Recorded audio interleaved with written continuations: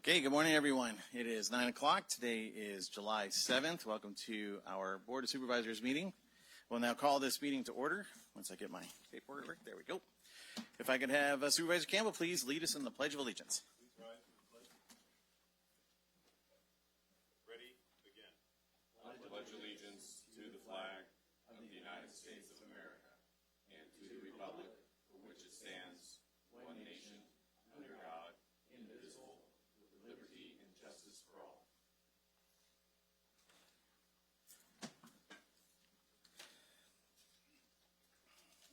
All right, thank you, everyone.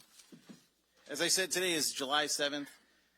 July 1st of this year, a new law went into effect called SB 707, and basically what that is the online participation of people to interact, ask questions remotely, things like that. Although I'm bringing this up now because today is the first time we're doing that. Kind of think of it as opening day.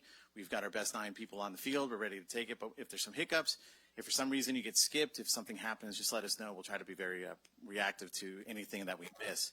The way it'll work is we'll take public comment from the people in the room first. And if there's people that are online, then we'll try to get them. If you are listening and you are online, you have to use the raise your hand feature.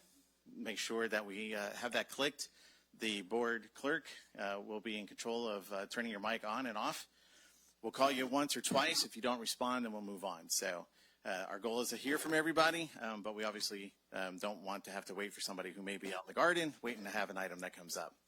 With that being said, a little housekeeping. What we'll do is we're going to do all of our normal oral communications, our closed session comments, which is a new item. Normally we do closed session comments on the closed session as we get to it. But because people might want to give us comment online but not wishing to listen to our entire meeting, we'll take those comments. And then we're going to do our 9 a.m. presentation when the senator arrives. So we got a little bit of flex here. So work with us. We'll work with you, and we'll get through today. With that being said, I will now call for the oral communications. Anybody who wishes to come up and address the board on any item which is not on the agenda. If it's on the agenda, you can have time to speak when that item comes up. You will have up to 3 minutes. At this point, I don't see any reason to restrict that. It'll be 3 minutes per person.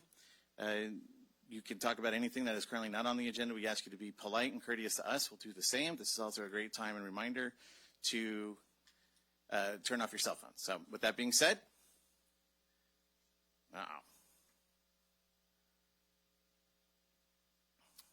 good morning.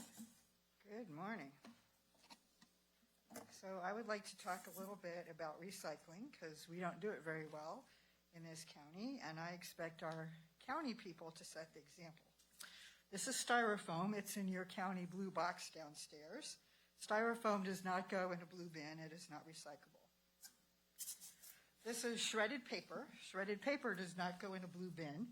It doesn't go in a blue bin as shredded paper. It doesn't go in a blue bin in a plastic bag either. Plastic bags, shredded paper, styrofoam do not belong in your blue bin. I want to thank Public Health. I talked to them a little while ago about why we have so many sexually transmitted diseases in our county. And I was told that, well, I got some kind of namby-pamby answer. But we had a lot of syphilis. Well, and it's largely in our older population too, believe it or not. And then I think last year we had a lot of gonorrhea. Well, Public Health is now giving out a home test for syphilis.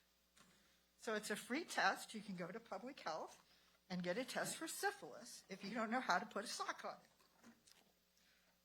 Our local Wilco is going to be doing denim recycling for the month of July. So you can take your old denim to Wilco, and they will recycle for you and give you a $10 off coupon if you want to buy jeans from them. Your denim, however, has to be at least 90% cotton. So that kind of leaves out anything you would buy at Walmart or Kohl's. Our local DMV is no longer doing lots of services there. So you can no longer do your vehicle registration. You can no longer renew your driver's license or ID card or get a replacement driver's license. You can't request a driver or vehicle record. So good luck with that. I want to thank CAL FIRE, Tuolumne County Sheriff, the Columbia Air Attack Base, because Groveland hasn't burned apparently since 1992. So yesterday, I think we were really lucky. And the Father's Day fly-in, I don't know if they did a result, but I was kind of surprised that at a family fun event and our Father's Day fly-in at an airport, we were selling alcohol. Okay, thank you.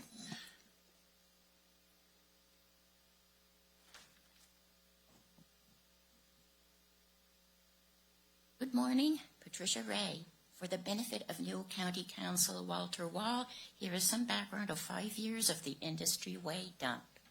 No public comment period prior, all the oak woodland bulldozed down and discarded, severe lowering of our property values forced on us, damage on nearby properties and to Industry Way, waffling on what this development is, homeowners and contractors disposal site, Type A inert debris processing operation, recycling facility, engineered fill operation, construction and demolition, inert debris, modular home under a ministerial building permit needing no other permits or CEQA.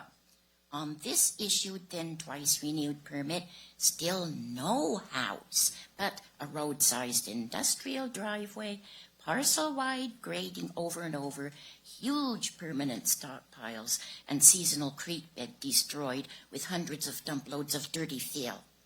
Public records requests foot dragging. Bad running, smoking, stinking diesel equipment for hours a day or all day near us. Stinging mucus membranes, sore throat disappearing soon as I'd leave our street or their work stopped. Neighbors with coughing and swollen eyelids. Concrete and asphalt slabs crushing, unregulated 100-decibel noise and earthquake-like vibration near and in homes. Some asphalt studded with asbestos-infested serpentine rock gravel. High asbestos content serpentine rock everywhere. No to intermittent dust control includes silica dust. Grading and winter moratoriums. Some weekend, some 6:30 a.m. operation. August 21, 22, 23, 2024, all-night operation, non-stop, of putting a mountain of all Tuolumne Count roads, gooey, sticky, smelly, defective overlay near our homes.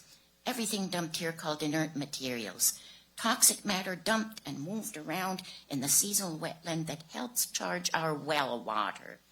No testing of anything, drainage mess, flooding, rubbish in unlicensed facility, pending Cal recycle permit funny business, asphalt not removed after state people told them to, county code reinterpreted, rewritten, edited out, overridden to keep helping along this dump to the detriment of others' well-being. Thank you. Good morning. Good morning. I'm going to focus on what Pat just spoke about. That is a component of the grand jury report. While the report is eye-opening from the perspective of how much fun it was working at CDD, it is lacking in what it was like to be a resident subject, to have a heavy industrial disposal facility suddenly appear on a business park zone parcel in their neighborhood without correct permitting process. The report states the grand jury interviewed CDD staff who worked there prior to 2025 and found that CDD was a really fun place to work and a tight-knit family with a workplace environment that was the result of excellent staff management. To us, prior to 2025, CDD was a relentless nightmare. In 2019, a grading permit was issued to create a driveway on a neighborhood 2.5-acre parcel in a non-county maintained road in East Sonora. The grading permit was to install a driveway and came with an exemption written by the former CDD director. The work done, turning about 70% of the parcel into a disposal facility, as spoken previously. There was no SDP or CUP, only the size restricted grading permit and a big drainage problem. Complaints were made, but there was no response from the CDD code compliance The former Public Works Director responded by meeting with us and writing a code compliance complaint on our behalf. The complaint was immediately denied. Fictitious false description written by former CDD Director Yaley. On the findings, the developer appears to be encouraged with demo crushing and excavating and grading next to homes. That was beyond the development and installation of a driveway by calling it manufacturing and processing. The permit was revoked by the Public Works Director about 6 months later, but the CDD Director refused to enforce the revocation.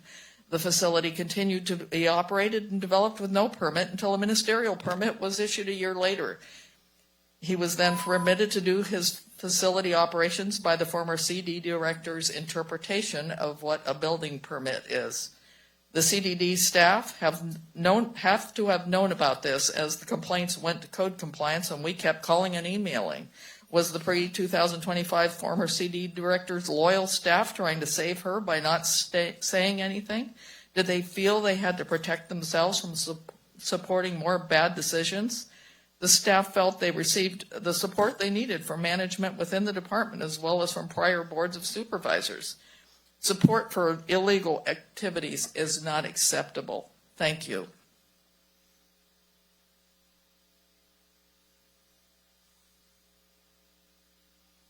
Good morning. Good morning, Board. I appreciate you giving us the time to speak this morning. My name is Jake Reynolds. I am a account director at Nate's Tree Service, which is a local vegetation management tree service contractor headquartered out of Sonora.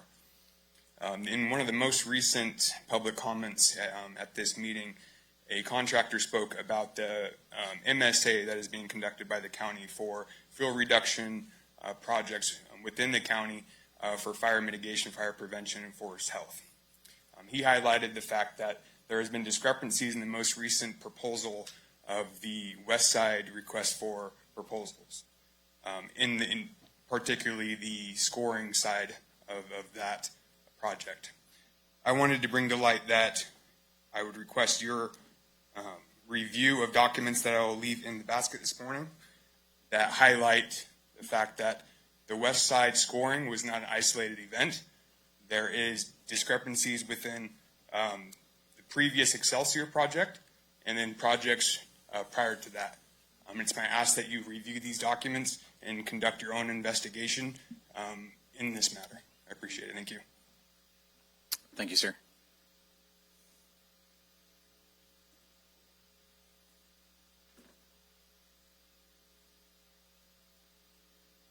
Good morning.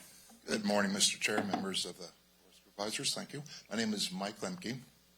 I'm here on behalf of the Ptolemy County Economic Development Work Group Collaborative. We're a body of individuals representing most of the significant entities in the county and city, different administration department heads, private sector, public sector, employment development sectors. Specifically, I'm here to bring opportunity zones to your attention, and we're on the verge of missing the boat there. Not completely our fault. The state of California Governor's Office dragged out the application process. We just received some final guidelines within the last week and a half, and the clock is running. We need, by the 17th, we need to get our information here internally in order to keep the process going. OZ1 generated approximately $100 billion worth of investment into areas that were financially distressed. We qualified under a lot of that. OZ2 is stepping up the job and focusing on rural areas, specifically us. We did not benefit in OZ1 because it wasn't geared up well enough for the rural areas, the hurtings that we specifically fill. So it's been significantly improved. We're expecting even higher numbers than what OZ1 did. There's only a small group of our census tracts that qualify, and fewer than that will actually probably even be awarded by the governor's office. He can only pick 25% of his applicable census tracts to be on this list. That's 614, but there are several thousand on that list. What does that apply to? Industrial, commercial, infrastructure, residential improvements, substantial investments in the community, again, by individuals, private and corporate, that have a capital gains, and they're looking for a tax incentive. This is one of the few venues of cash where we're looking at not taking it from the taxpayer, but actually getting it from the people who have the capital gains. With the amount of money leaving California, there's going to be a lot of that getting generated, at least in my opinion. Specifically, one of our big questions is, has the governing body of the recommending entity approved this recommendation by one of the following: proclamation, record of action taken, resolution, or no?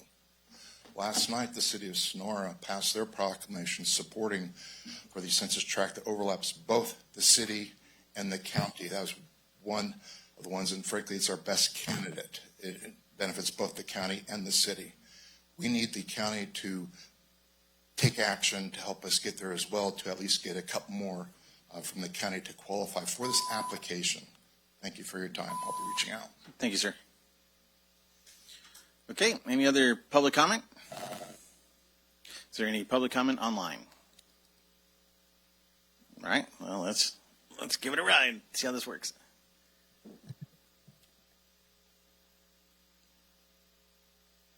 Okay, Suzanne Taylor.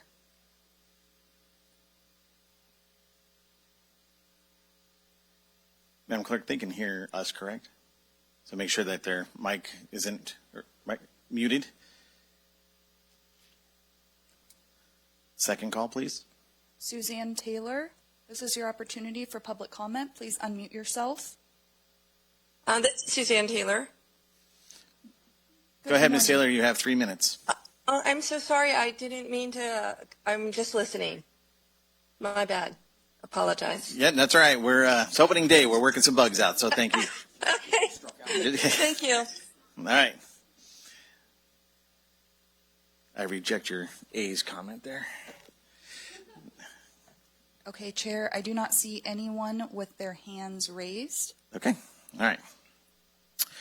All right, that will conclude our oral communications. The next will be, as I said earlier, normally we would do closed session comments when the closed session item were to come up for discussion. However, we want to be cognizant that people might only want to comment on that one item and then move on. So if I could have the board clerk read the item.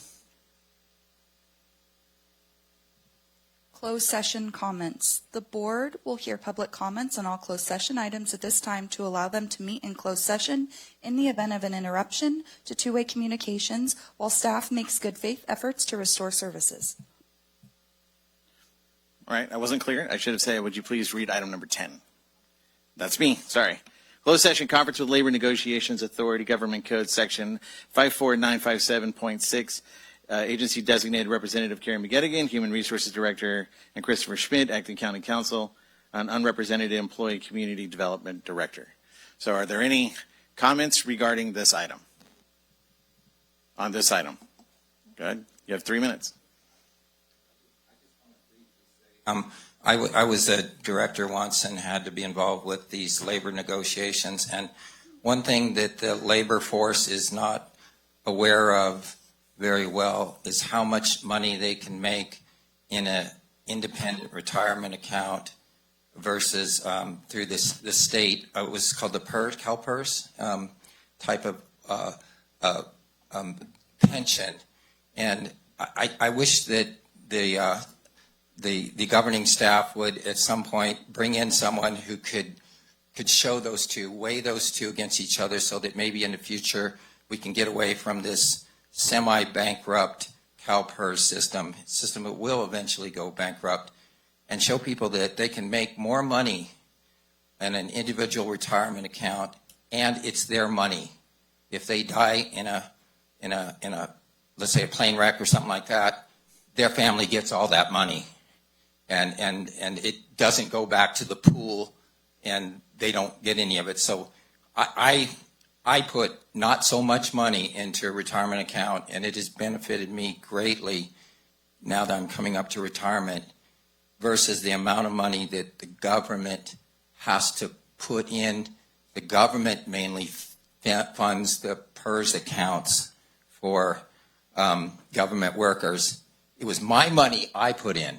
The government puts the money in, and they get less for it. The workers actually get less for it. I wish at some time in the future someone could bring that up on how much better and get off of this CalPERS system, because it's eventually going to bankrupt the state and taxpayers are paying too much for it. Thank you. All right, thank you. Any other comments regarding item number 10, closed session? Seeing none, Madam Clerk, anyone online? No one with their hand raised. Right. Thank you for the clarification. I'll try to remember to say that. So, all right. With that being said, we will then move on to staff reports. Any staff that wish to come up and regale us with tales of adventures?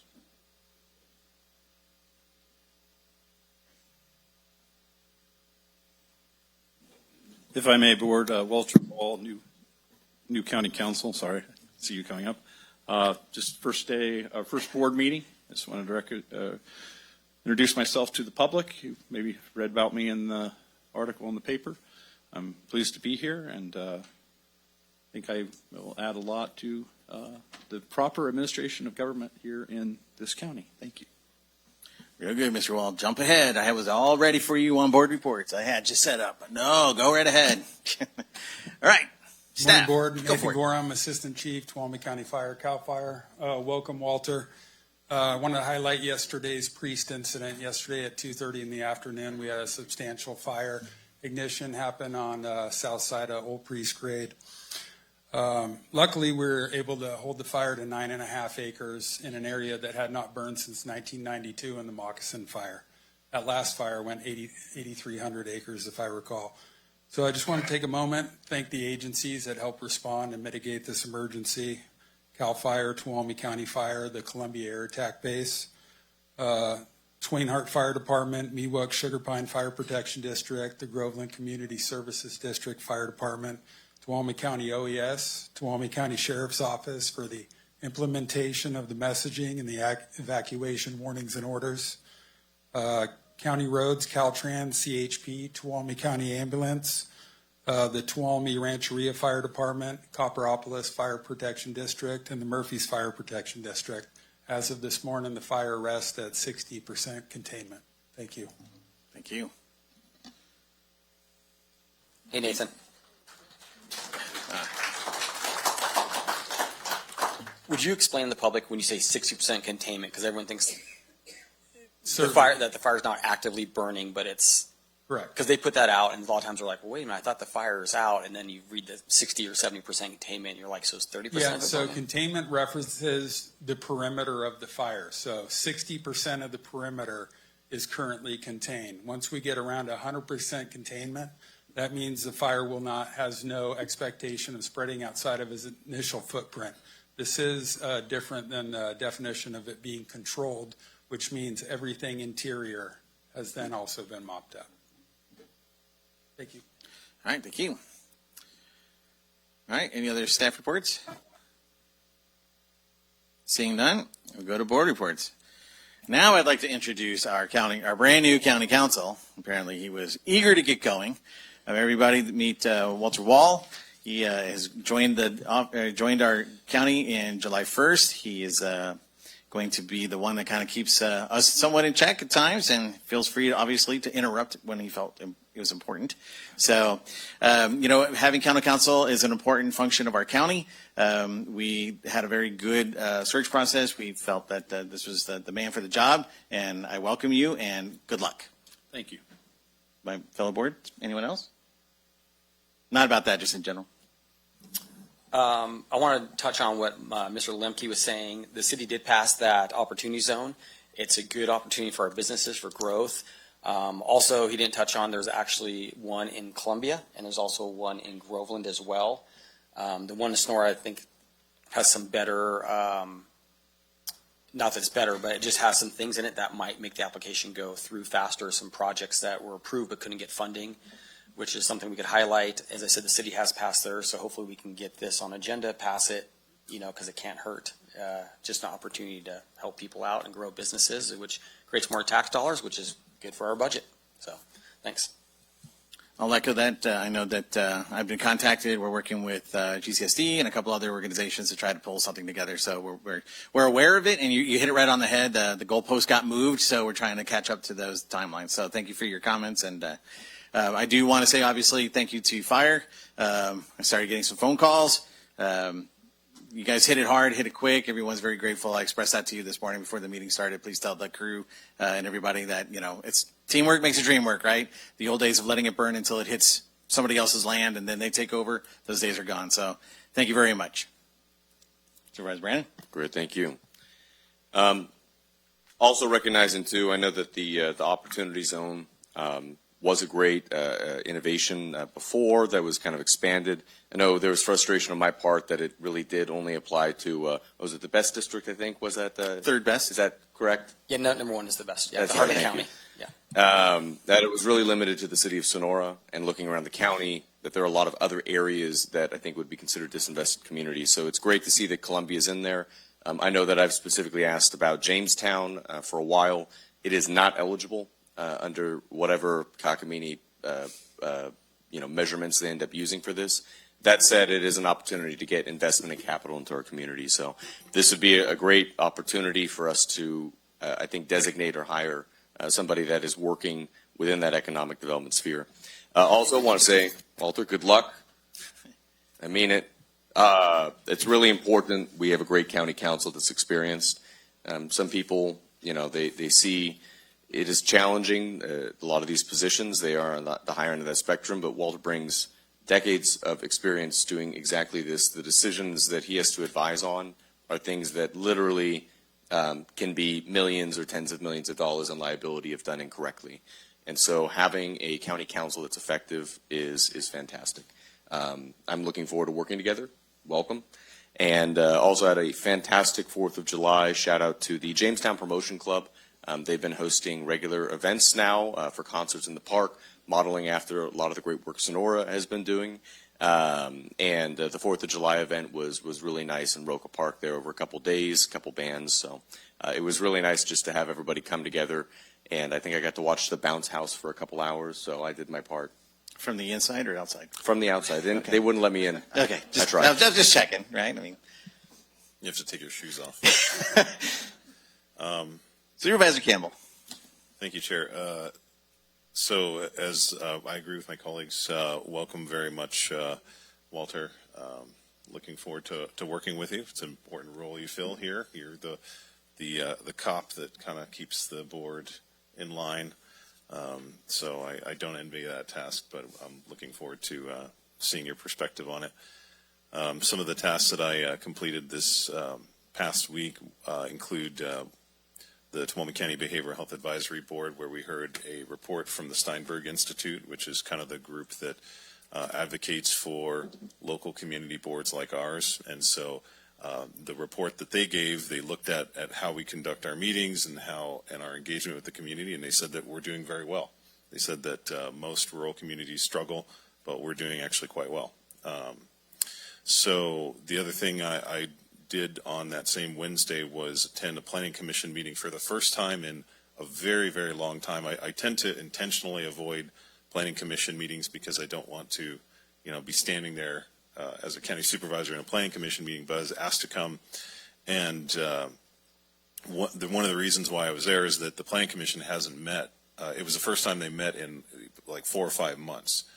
I think that they're frustrated, I think, with changes at the state level in terms of streamlining permitting, and then some changes that we've made here at the county level have made members of the Planning Commission feel kind of sidelined. There was a time when we had planning committees and commissions for almost every community in the county. I think we had like 4 or 5 different planning committees, and so then I don't necessarily believe that we should go back to that. But I do think that we need to rely on the Planning Commission as that direct conduit between the people and what government is doing on public, within the public sphere to change and grow our community.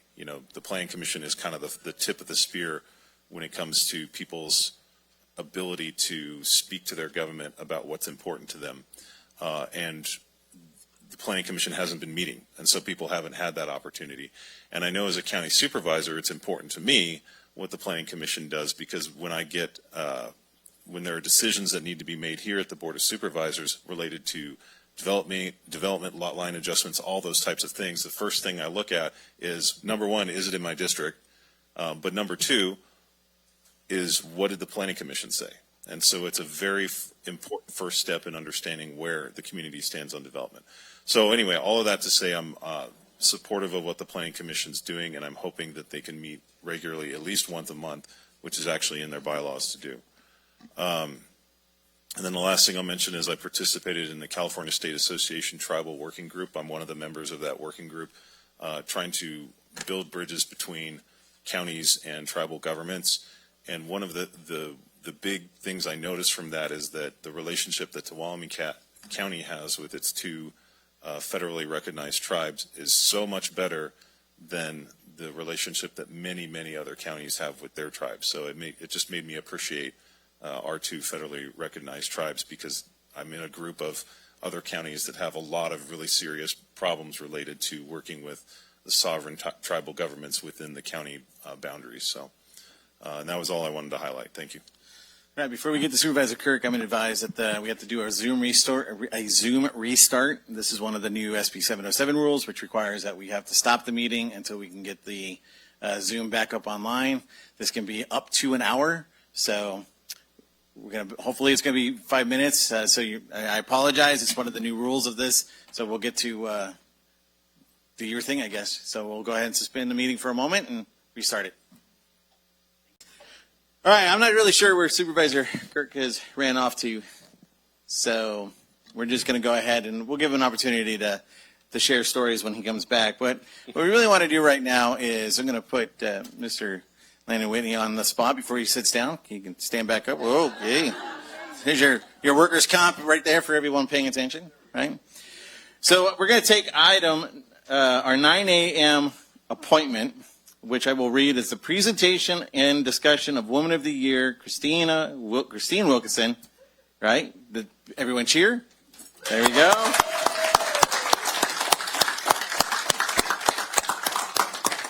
From Groveland.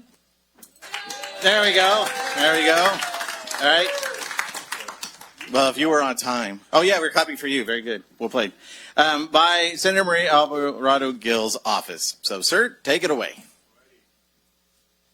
Supervisor Griefer and board. You can come on up. We can put you on the spot. Come on up. It's an honor. Oh, excuse me. My name is Landon Whitney. As Supervisor Griefer stated, I'm the district director for Senator Marie Alvarado Gill, and this is one of my favorite parts of the job, honoring deserving community members who have distinguished themselves. So I just have a brief speech, and I'll be quick. It's a privilege to be with you here today on behalf of Senator Marie Alvarado Gill of District 4 to recognize an extraordinary leader, a dedicated advocate, and a true champion for women veterans in our community. Christina Wilkinson, our 2026 Tuolumne County Woman of Distinction. Woman of Distinction.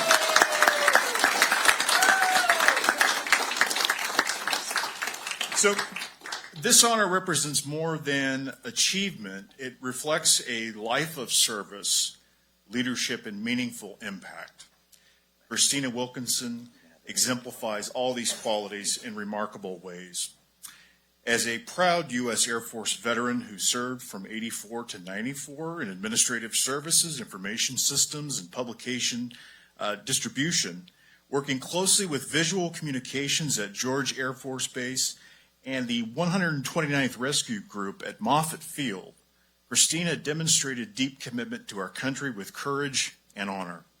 That same sense of duty did not end with her military service. It continues today through her groundbreaking national work supporting women's veterans.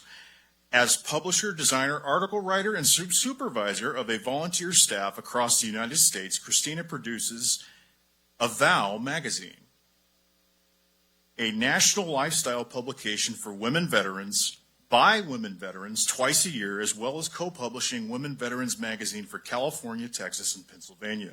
Her work has garnered the attention of the Department of the Army and the Department of Veterans Affairs in Washington, D.C. Locally, in 2021, she mentored a high school senior on Project Saluting Freedom, creating the concept, designing the logo, branding and event collateral, and guiding fundraising that raised over $125,000 towards the 9/11 Memorial in Tuolumne City. She also designed the custom military artwork for the 3 marble stones of the memorial. Christina has created multiple brands and logos pro bono for veteran organizations, including Women Veterans Engaged, the National Women Veterans Summit, and many others. In addition, she serves as the Visitor Center and Interpretive Programs Manager for the U.S. Forest Service at the Groveland Ranger Station, where she was recognized for excellence in interpretive programming. She played a key role in planting more than 7 million trees during the rimfire reforestation and later earned 3 Associate of Science degrees while founding her college's first Student Veterans of America Club. What makes Christina truly exceptional is her ability to lead with both creativity and compassion, using her award-winning graphic design talents to amplify veterans' voices and causes. She is a role model not only for women veterans, but for anyone who aspires to make a difference. Her story reminds us that leadership is not defined by titles, but by the lives we touch and the communities we uplift. Today, we proudly recognize Christina Wilkinson for her outstanding contributions, her unwavering dedication, and her continued service to veterans and our entire community. Christina, on behalf of Senator Marie Alvarado Gill and the California State Senate, it is my honor to congratulate you on being named the 2026 Tuolumne County Woman of Distinction. Your service, your leadership, and your impact inspire us all. Thank you for everything you've done and continue to do for our community. Congratulations.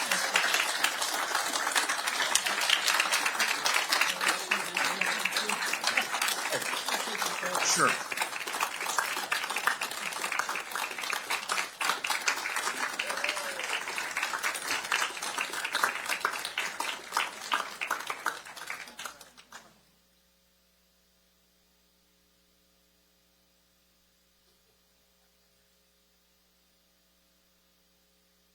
Wait, don't go anywhere.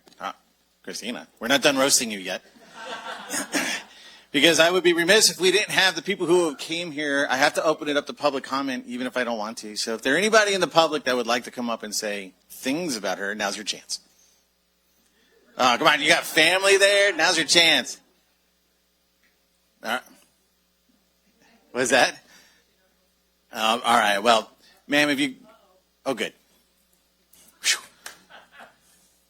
Good morning, everybody. I'm Terry Marshall. I earned my living for First Light Resorts, Rush Creek Lodge, and Evergreen Lodge, and Firefall Ranch. And I have to say, I have admired you for years. You are a true inspiration. Even when the chips are really, really down, we know we can always call upon you for some kind of creative ideas and inspiration that really bring everybody together, and you're always trying to do things that are better for the general public and getting them engaged in ways that can help them appreciate their natural surroundings, and the way that you bring together public and private partnerships so seamlessly and beautifully. Like, this is really, I'm so happy for you. And we really do. We celebrate you behind your back all the time. So it's nice that you now have the official piece of paper. So congratulations and thank you. Okay.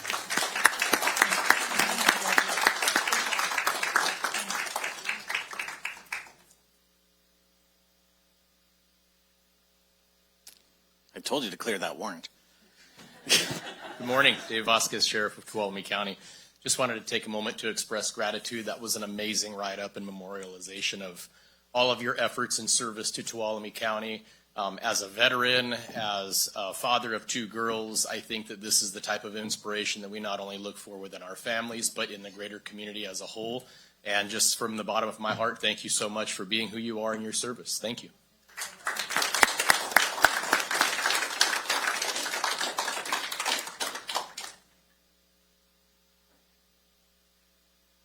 Katie Henry, I'm a management analyst here with the MSA. I had the pleasure of working with Christina when I first joined the MSA team on their planting contract in 2023. And I just want to say you really do deserve this, and congratulations. So.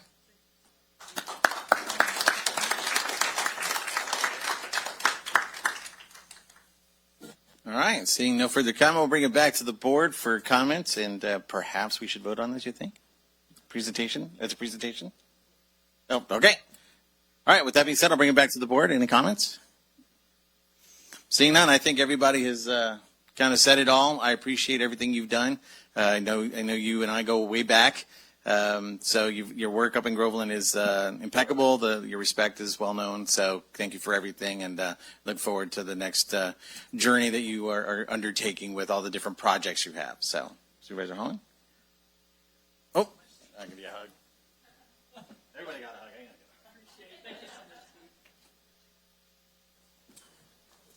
Mike? Well, I was going to give her credit just for putting up with Steve so much, so that alone would get you an award. So there you go. And thank you for everything you do. All right. Thank you once again. A round of applause. Thank you, ma'am.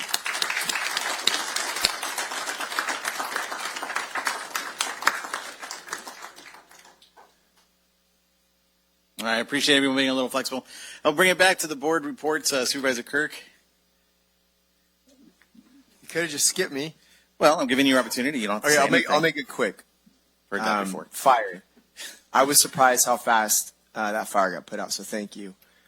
One of the first things I also do is I text the sheriff, assuming, hey, this isn't a bad spot. They were already on it, already doing the evacuation, so thank you for that.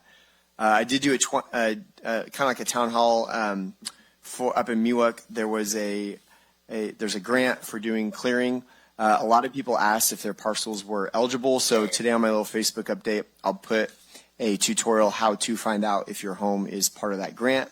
So there'll be more information to come on that. Also, there was a meeting up at Pinecrest area regarding fiber. There's a project going through where they're trying to get more fiber in the ground. Unfortunately, I wasn't able to make it because of the 4th of July weekend, but I am looking for a summary to get from those folks and share with the community. And finally, again, this is why I wanted to speak, really was to welcome Walter.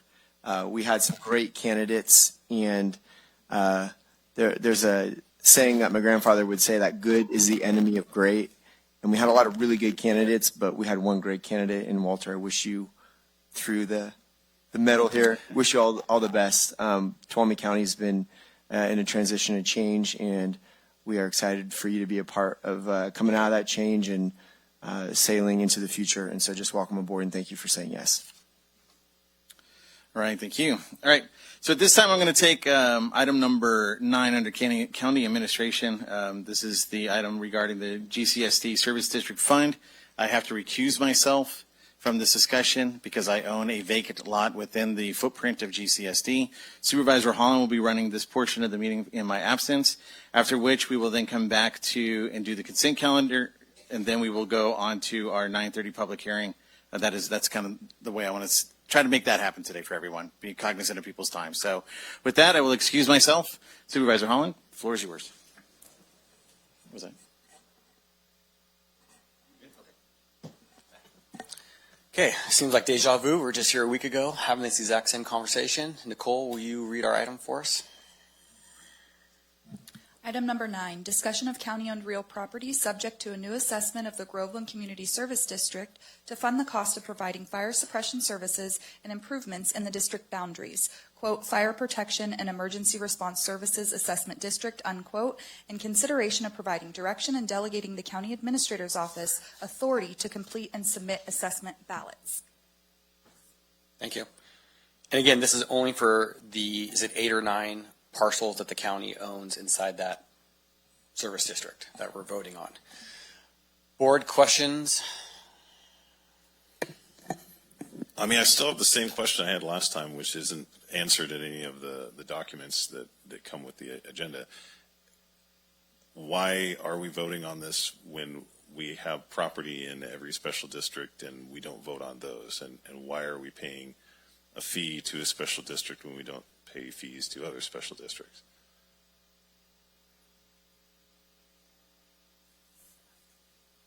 Anybody have an answer? I actually asked Donnie, and I think we actually do pay some of the fees in other districts. Okay. Well, that's a question I don't know. I never recall having a vote on a special district measure coming before the board before. And there's just not any baseline information about what this is covered, because when you look at the structure of state and federal government law, for example, the Forest Service doesn't pay property tax to the county, even though 70% of the county's land area is in the national forest. So why are we paying fees when we reside within the boundary of a special district?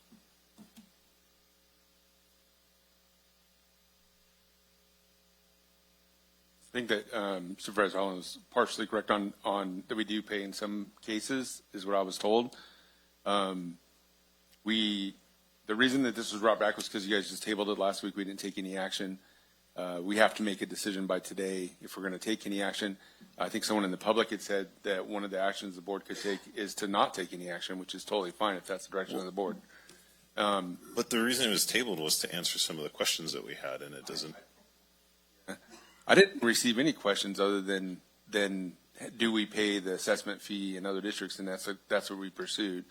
If as far as Prop 218, I'll let our county council address anything that he wants to address. But if we're receiving any kind of special benefit from the district, then yes, we could be liable for paying in the guidelines of Prop 218. But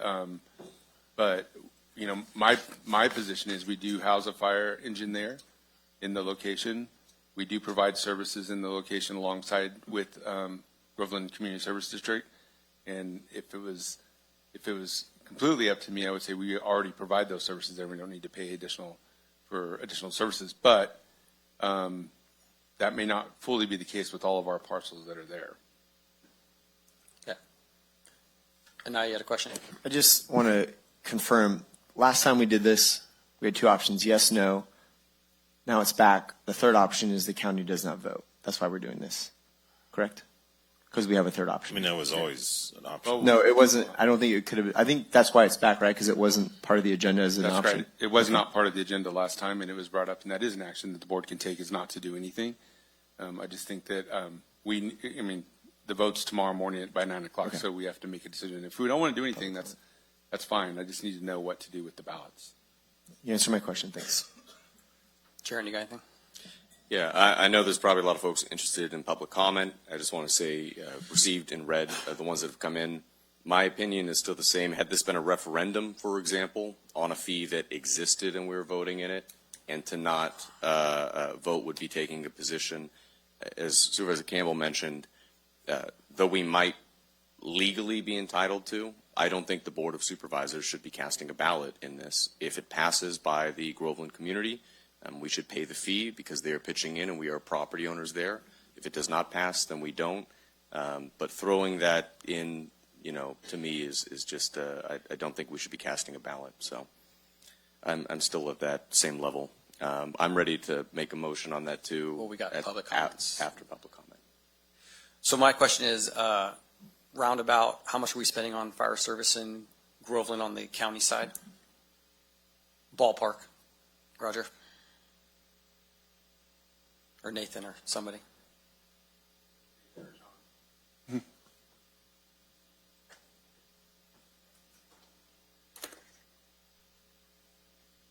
Ballpark's good. As it's been explained to me by Supervisor Griefer, 1.4 million, but that's outside of my purview and my position with the county. But I'm told that you guys contribute 1.4 million.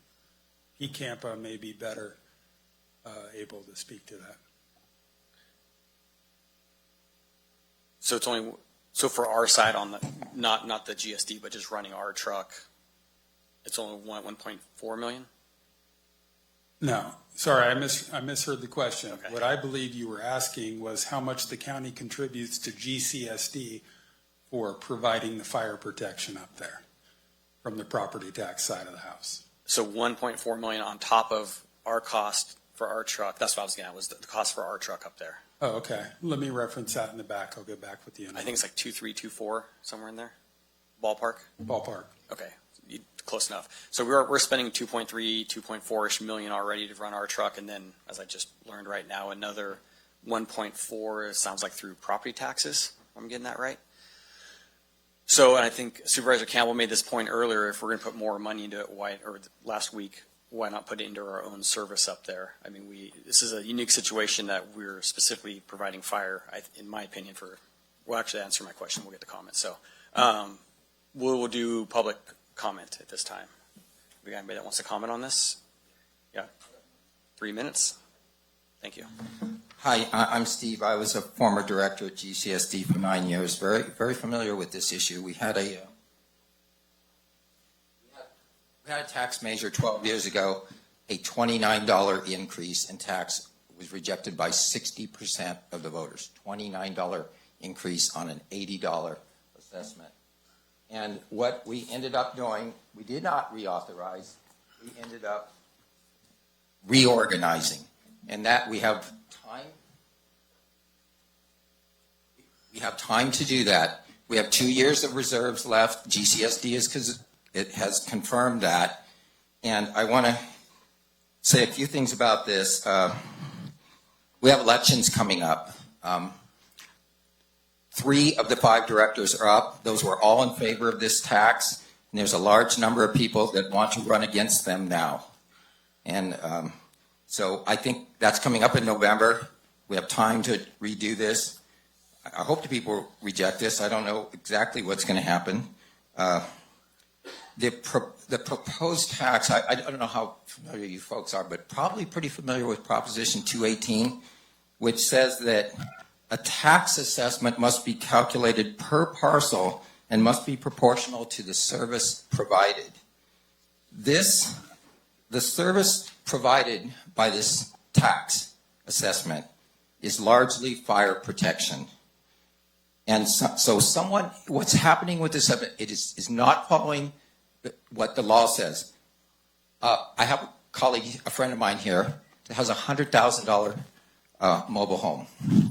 She's going to pay the same amount as somebody with a $2 million house and the guy with the Learjet there at the airport and all those lakefront houses. It's totally not proportional. But the current assessment is proportional. Their taxes for property that fund a fire department are proportional to the value of their property. So this is a clear example, and I'm a very capitalistic person, but this is welfare for the rich. Okay.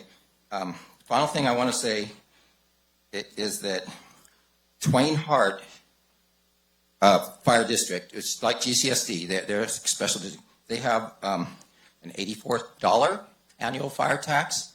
They get 4 firefighters full-time, year-round, and this tax that we're going to be hit up with is going to be double the amount of money we're spending on fire in Twain Harte District, and we're going to get 3 firefighters full-time.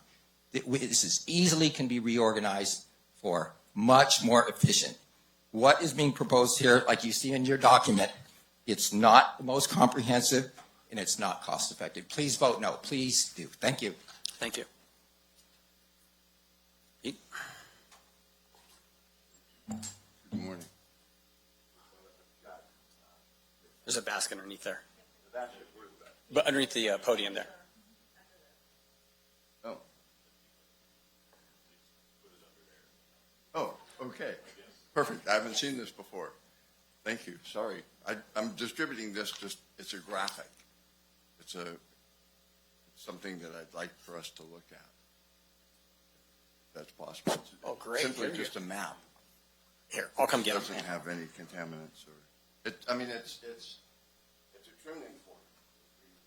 That we have an understanding of what we're talking about today. Okay, my time is already running. Okay, thank you. So good morning. Yeah, thank you. Good morning, and I really appreciate the opportunity to address the board. This is, my discussion has changed a little bit just because the question about the property taxes was not something that could be addressed by Chief Gorham. The district receives property taxes that was allocated to the district in 1953 and then also amended by Prop 13 and Prop 218 and ERAF and everything else. So we have property taxes that every other district that was formed before Prop 13 receives. That is the sole source of funding for the fire department. Okay. That funding has not kept up with the cost of providing the fire services. Absolutely not. That is the source of funding for the fire department. Now we have to look prior to 2022. Prior to 2022, GCSD fire engine that was funded by the taxpayers in Groveland was the only engine responsible for property and life responses in the Groveland, in the South County area. You had CAL FIRE with its wildland mission. You have the Forest Service with its Forest Service mission, but you have GCSD that was dedicated to that. And prior to 2022, there was not a county presence for many decades.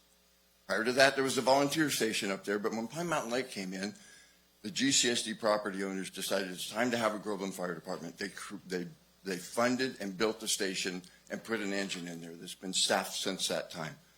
And that was in the early 1970s. That engine responded to every call in the district boundaries and in the county responsibility area. When you look at this map, the GCSD boundaries are in red, 15 square miles. That one engine funded by the GCSD taxpayers responded outside to all of these resorts as they were developed, leaving Groveland uncovered. That's where the partnership with the county came about. Okay? And I can't advocate for a vote in any way on this. And it doesn't really matter. This is about the partnership and the strength of GCSD. Without that engine there, without the GCSD Fire Department, you are on your own. Okay? To provide two engines, you're talking about a bunch more money. That ad valorem property tax is all we have. The amount you pay for that engine, if it's more than what we pay for the two people on an engine, it would be crazy. It's about 1.5 million. That's what the county invests in that. We pay well over 2 million because we have a station. We have all the equipment to replace and everything else. We have no equipment replacement fund. This assessment is a Prop 218 requirement for the county to receive a ballot. That's why you have it. And that's what's before you today. Again, the purpose is equipment replacement.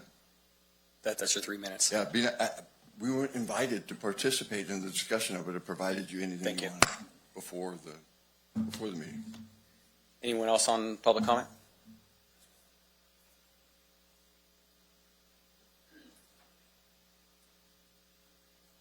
Good morning.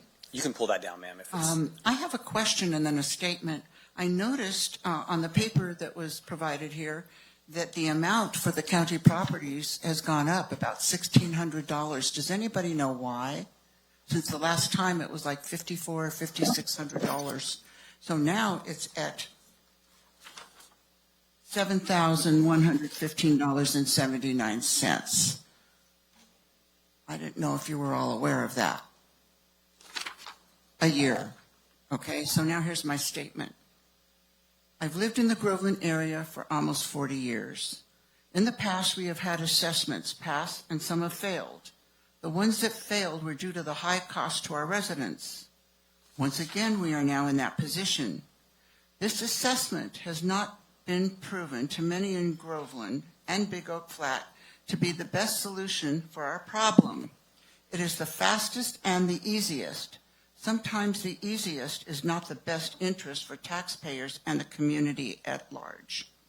I, along with others, are requesting a no vote because the money that would be paid by the county for this assessment on the county properties will come out of the general fund, which just happens to be where the sheriff's department and other emergency monies come from. I do not want to see the sheriff department resources be drained by slower response times or to see the department cut back because of this assessment. Other areas in Tuolumne County contribute to that fund as well. If this assessment doesn't pass, we have the choice and the chance to explore other options before asking the county to bail us out. We do have another 1.5 to 2 years of funds in the reserves to pay for the current services that we're now getting. So there's really no rush to vote on this today for this.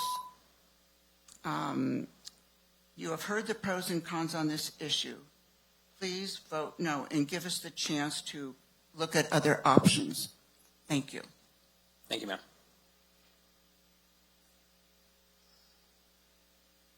I'm just going to make a very short comment because I am not a resident of Groveland, but I am in Steve's district.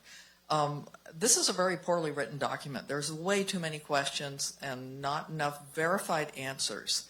It's like putting a Band-Aid on a wound on your right hand, putting the Band-Aid on your left hand. It makes no sense. It doesn't add up with time constraints, and it feels like we're being pushed and rushed for some reason when it's not needed. It needs to have verification, not just charming explanations on the microphone. It really needs to be done with care and legal backing and ordinance codes that back up what the actions are on this. It just doesn't make any sense to anybody who reads it. It's got too many leaks in it. Thank you.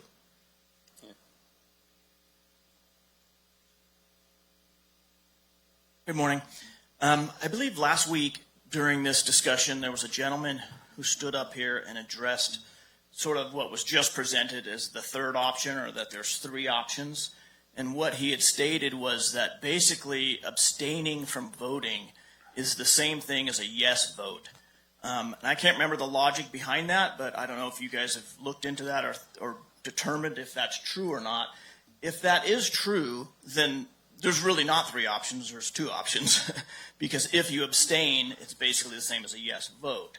So if that is true, I would implore you to please vote no.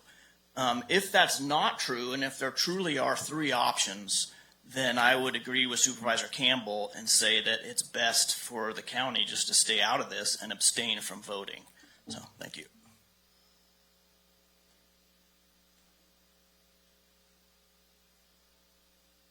Good morning, Karen Hopkins from Groveland.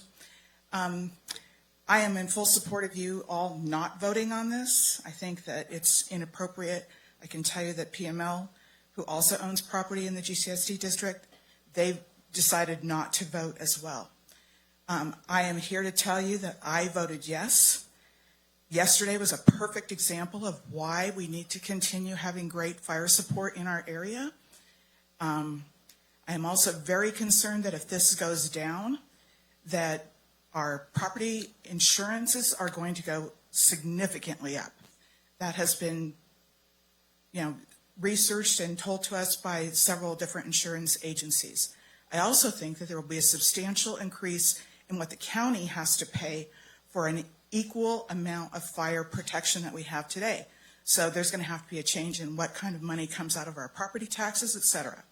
So personally, I'm voting yes. I already have voted. I encourage others, and I wanted to just stand up and say, this is not all. I didn't want the negative people being represented here more than the positive people. So thank you. Thank you. Anybody else in the public? Nicole, we got anybody online? Okay. We'll bring it back to the board then for comments. Supervisor Campbell? Yeah, thank you for that. And thank you for everybody that made comments on this. Where I still am struggling is that there were very clear questions I felt that were asked at the last meeting, and here we are a week later, and those questions have not been answered. We do not have the proper information, I think, to make an effective decision on this. I'll give you an example. Let's say we weren't talking about an assessment. Let's say we were talking about voting on actual members of the GCSD board. Does the county get, how many votes do we get? Like 70 or something like that? Do we get 70 votes are we going to vote to approve individual people for the GCSD board? That has never come before the county. So what is the difference between a vote for board members and a vote for a special assessment? And it's very strange to be put in this position where the county board of supervisors that represents all 5 districts, the entire county, is now having to wade into a special district. It should be the decision of the members that live in that special district that make that, and that's why we have laws like there's Government Code Section 6103, which deals with different intergovernment agencies not having to pay fees to each other for exactly this reason. So why are we not abiding by those rules? And I don't have an answer to that. And I was hoping that I would, but I don't. So how can I effectively make a decision on this? That's the struggle that I'm dealing with right now. Is there an answer to the question about whether a do nothing vote is a de facto yes vote? Or, because there's no answer to that. It's the same exact board memo that we had last week with one small exception. Does anybody know? If I may weigh in on Well, this. I see Pete waving his hand frantically in the back. Council. Yeah. A no vote. And I know you're diving into this head first, so I very much appreciate that this is it's frustrating because we have an entire community service district that wants us to make a decision on this one way or the other, and we're going to piss off at least half of them, no matter what we do, which that's not great. But it is very interesting from a intergovernment relationship standpoint, because I don't have the answer to this. We've never really encountered this before. What's So your it's a your special take? benefit assessment. It's not subject to 6103. Okay. And as a property owner, we're legally required and could be forced to pay it by the district. But a vote for a new assessment is a different matter. And so a yes vote would be counted amongst the yes votes to pass the new assessment. And as one speaker said, she voted yes and is urging you to vote no. A no vote would be tallied in the no column for all the property owners. And a vote to do nothing would be basically removing those properties that we own from the total tally. So it would have kind of a net neutral effect in the sense that the yes and no's would be there without our count. Okay. So Thank you. That answers a big question. So and a lot of our property owners don't vote. They get the ballot and they say, I don't want to vote. So we can do all three things. Well, Walter, I thought, and again, two different attorneys, so we got two different opinions. I thought last week they said if we did not vote, because the measure has to be, a majority of people have to say no for it not to pass. Otherwise, it automatically passes. So by not voting, it's like an automatic yes because we didn't oppose it. So that was the conversation we had last week, that by not voting, it is a de facto yes vote because it is not a vote against it. Therefore, it doesn't add. No, we stand in the position of any other property owner. We take our ballot, throw it in the trash. Our vote doesn't get counted. Yeah, but I don't think it's a yes/no vote. It's a protest threshold. Yes, like the majority have to vote no for it to stop it. Right. So if you don't vote, then it just gets counted as a yes, a de facto yes. Would it be permissible to allow Pete to come up and I'm sure the explain public this? would love to 'Cause I hear can this. see I mean, he's we're having chomping this us to conversation, do it. yeah.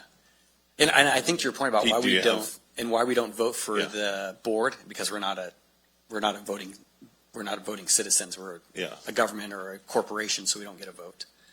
Pete, could you answer that question? No, I was talking way in the back of the room. So the question is, so our council says that not taking action constitutes not voting, just like when you get a ballot, if you don't vote, your vote doesn't count, and then it's spread out amongst whoever did vote. Is that correct? Right. Okay.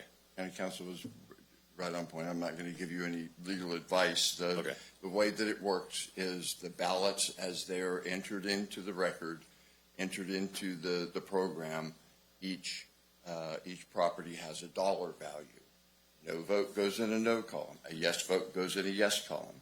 At the end of the day, the bottom line, if the amount of the no vote column exceeds the amount of the yes vote column, then it can't pass. Okay? Right. So it would be, it's neutral if it just goes in the trash. But if the intent is to defeat the measure, it has to go somewhere. If the intent is to support the measure, it has to go somewhere. If it's just, it just means nothing to the total. So let me ask you a follow-up question. So Pete, let's say everybody but 10 people threw away their ballots. The entire measure would be decided on how those 10 people voted. Yes. Okay.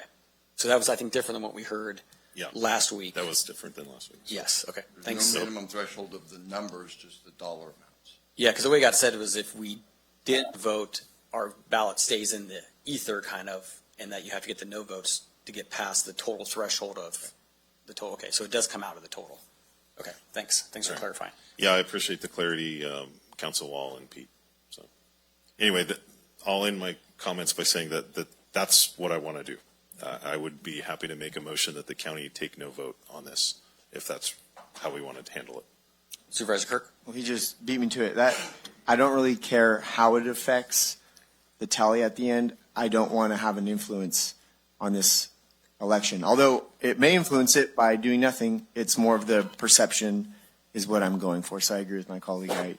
If you do that, I'll second it. And I just want to get out of this and let that community decide. So we got a motion then? Yeah, I move that the county does not vote on this assessment. I'll second. And I did want to just add my brief 2 cents on it. It was brought up that this would be the same as a yes vote. Had this been, for example, a reauthorization measure, where if we didn't vote for it, it would automatically be appealed or removed, it would be the same. The principle is we shouldn't be taking positions in it. However it affects, I agree with Supervisor Kirk and Campbell, it's not something we should be taking a position on either way. It doesn't really matter what the language was or what the outcome would be if we didn't take a position, in my opinion. Okay. All in favor, say aye. Aye. Aye. Oppose? Abstain? Okay, so we carry 4-0. Stefan, come back to the desk, wherever you're at.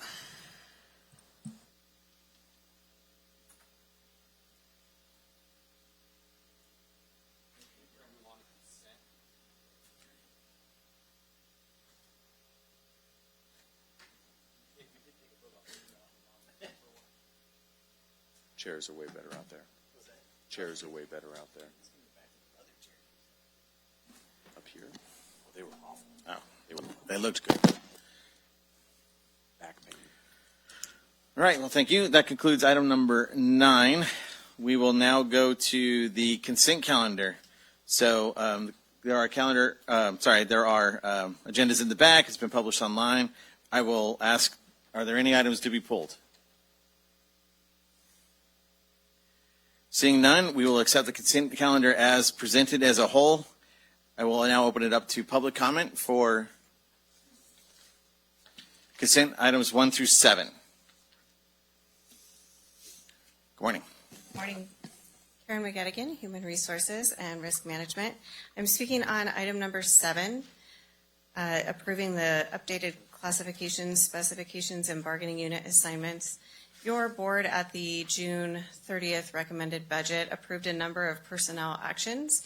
These are the updated job specs that should have been included with the board packet and were not.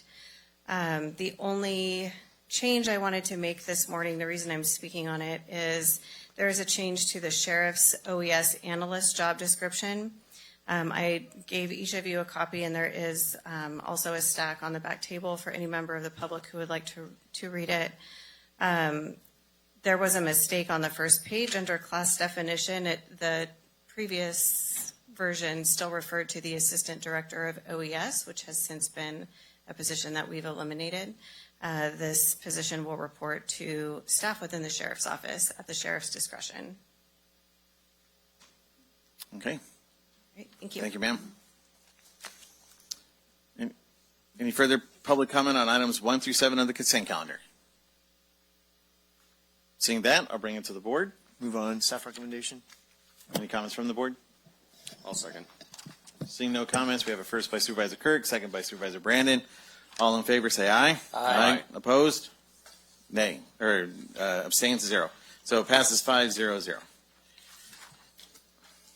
Okay, to my colleagues, we have one item left under county administration, and then we could roll into the appointments. I know we've had people here for the appointments waiting.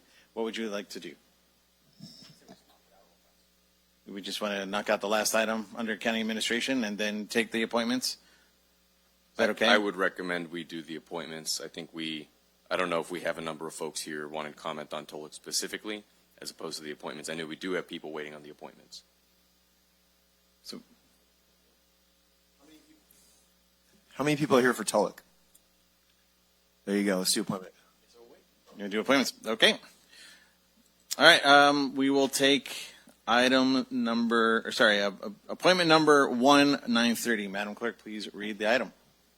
9:30 a.m. 1, public hearing, consideration of adopting Resolution 70-26, approving the proposed issuance of a tax-exempt facility bonds by the California Municipal Finance Authority, CMFA, in an amount not to exceed $4 million for the benefit of Augusta Communities 2 LLC, Ponderosa Mobile Home Park, to provide financing for park acquisition and improvement as required by the Tax Equity and Fiscal Responsibility Act, TEFRA, the Internal Revenue Code, and the California Government Code, Section 6500. Thank you, ma'am. This is a public hearing. I will open the public hearing. So noted. Okay, staff. I won't reread everything that was just read by the clerk. That is part of what I was going to. You only had 1 minute. You're done. Yeah, 1 second. The only thing I did want to point out regarding this is that there's no fiscal impact for the county. We will have no financial, legal, moral obligation, any liability or responsibility for the project or the repayment of the bond. That'll fully fall on the LLC that's taking this bond. The county will receive a portion to manage the funding that will go into general fund. That amount is unknown. It's dependent upon how much of the $4 million is utilized. I can try to answer any other questions you have. It's pretty straightforward. I was going to say, according to the clock, you got 2 minutes. So now I have 3. Now you have 3. All right. Any questions from the board? Roger, do we have other bonds like this out currently? I don't have the exact answer to that, but I was told we do. We've done this in the past, so it's not an uncommon practice. Okay, thanks. All right, thank you. Any other comments? Seeing none, open it up to public comment. Any public comment on this matter? All right, seeing none, I'll bring it back to the board. Move on. Staff recommendation. I have a first. I'll second it. And the second. Supervisor Kirk makes the motion. Supervisor Holland second. All in favor say aye. Aye. Opposed? Abstained? Passes 5-0-0. Okay. Item number 2, please. Now, closing said public comment or hearing. 9:30 a.m. 2, presentation of the 2025-2026 annual report by the Visit Tuolumne County VTC. All right.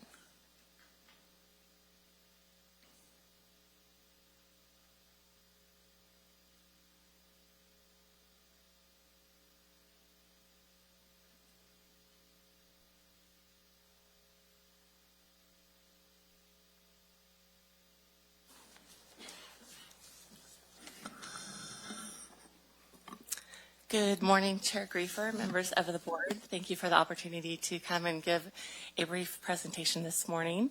I'd like to just acknowledge my team that's here today. We have Jen here as our marketing specialist, and we have Mirka and Amaraya, and I also have 4 board members here today, so thank you for being here.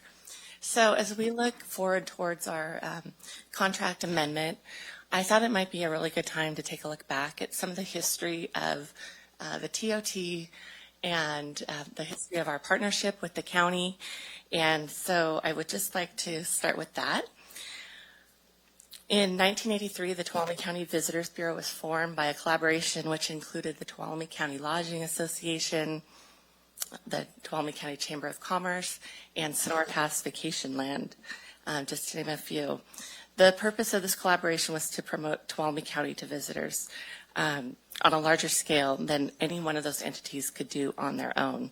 The Lodging Association initiated a successful ballot measure to increase TOT from 6% to 8%. And the county and city agreed this measure, or this additional 2% would be reinvested into Tuolumne County Visitors Bureau to fund marketing initiatives to further grow the TOT for the benefit of all. This became an essential funding mechanism for growing Tuolumne County's economy, and it still is today. In 1988, there was an official agreement for the promotion of tourism between the city and county, and Tuolumne County Visitors Bureau was actually created, dedicating 25% of the TOT to be reinvested into TCVB for tourism marketing. In 2010, the Tuolumne County Lodging Association once again initiated and successfully campaigned for another measure, increasing TOT from 8% to 10%, agreeing that 25% of total TOT collected would continue to be reinvested into Tuolumne County Visitors Bureau. This increase helped launch TCVB's ability to be competitive with other destinations, like Mariposa, I might add, while growing general fund dollars to support services visitors use every day, like roads and emergency services. In 2011, the TCVB absorbed the Tuolumne County Film Commission, which had been part of the county, with its own budget. In 2018, the contract went from being in perpetuity to a 5-year contract. In 2019, TCVB became VTC, or Visit Tuolumne County. In 2021, through Measure Q, the TOT increased from 10 to 12%, and VTC was kept at the original agreement of 25% of the 10%. In 2022, after a nearly 40-year partnership, previous county administration proposed taking tourism marketing out to bid. As a nonprofit, 100% dedicated to generating the Tuolumne County tourism economy, VTC took the steps and received legal sole source status, not requiring outside bidding. In 2023, we got a new contract with a 10-year term that included a diminishing percentage of TOT reinvested into VTC from 25% to 16%. The TMD, or the Tourism Marketing District, or alternative funding requirement at year 3 was overwhelmingly rejected by the lodging industry. I just wanted to show a slide that would illustrate to people the how TOT is generated. This is a very simple, I know you all know this, but I thought it might be helpful. A $200 hotel room would generate $24 of TOT in one night. That $24 goes into the general fund.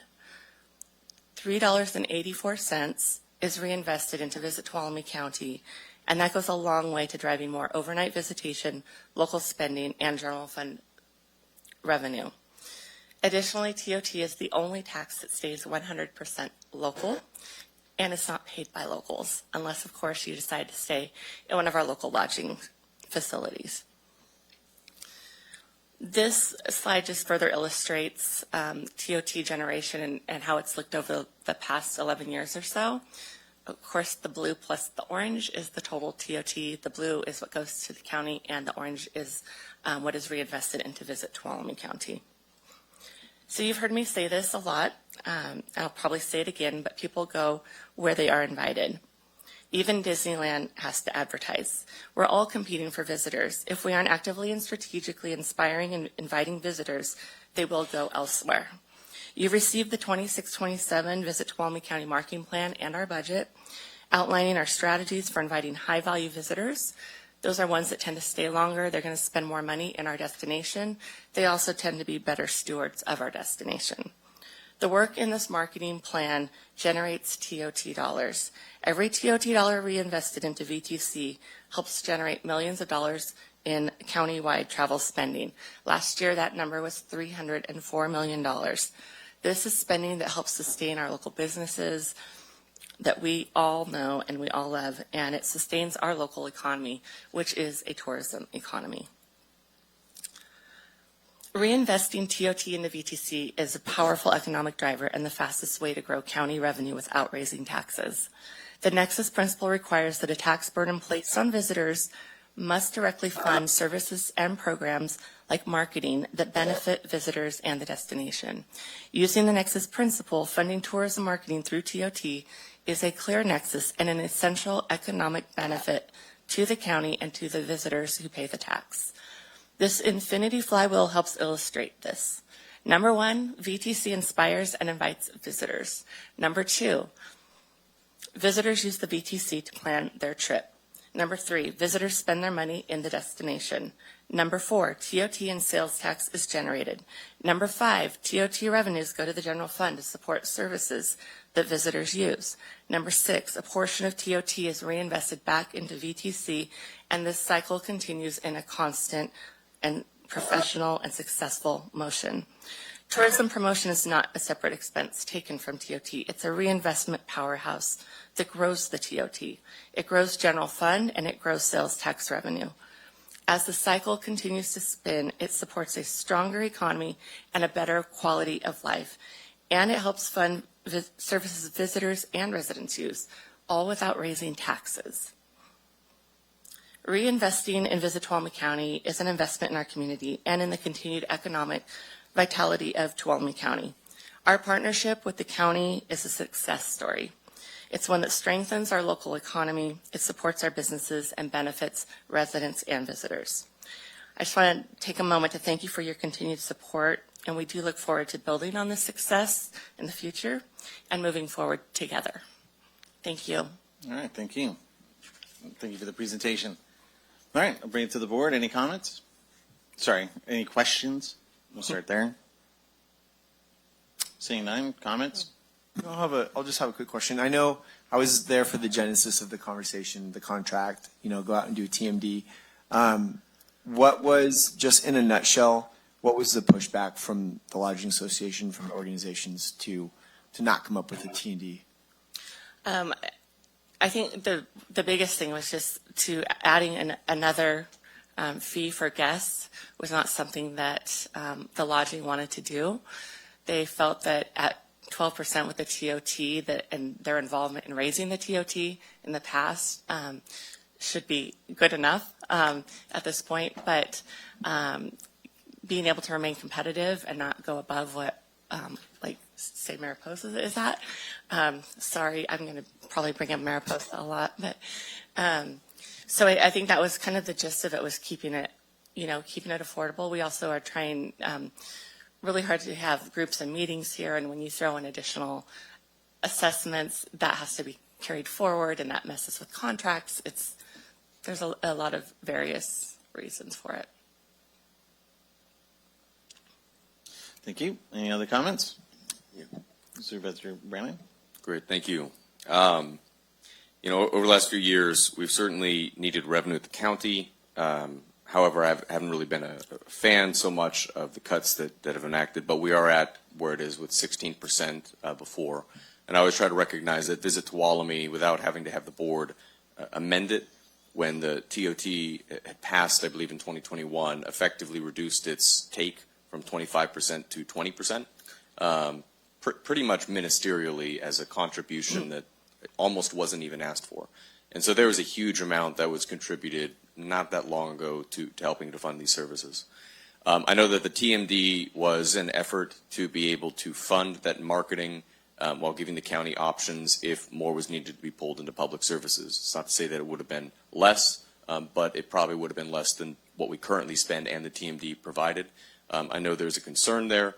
I think there are only so many options on the table for revenue as a county.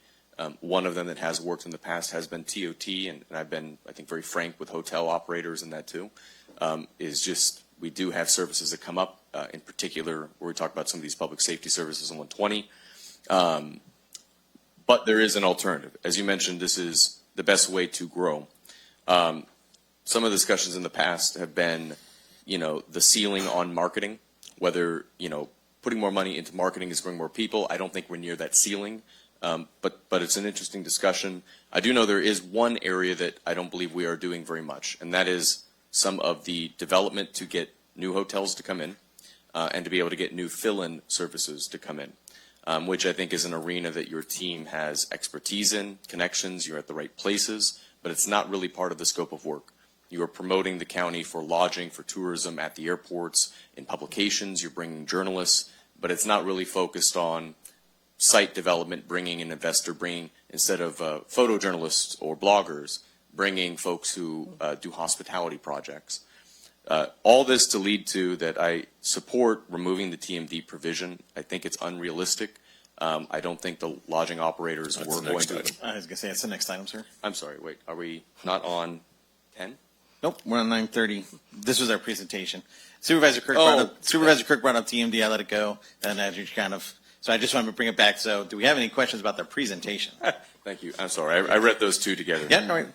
So Jaron is now Hey, great job. this time for the next one. Yeah. All right, hold on. Go ahead, sir. Well, without being rude, were you want to hold that thought? Yeah, what I was mentioning was item 10. Thank you. 10 a.m. Supervisor Campbell. Hi, thank you very much for the presentation. So I didn't, I got the email that you sent on your marketing plan, but I haven't seen anything about your budget. So what's your budget? Our budget is actually attached to the marketing plan. You have to go all the way to scroll all the way to the bottom of it. Our budget is about 1.7 million, and that's with the city. And that's what the city share. Oh, there we go. I see it. So I see 1.835. Is that? Yeah. Okay. And then what's the share of the city? Okay, I got it here.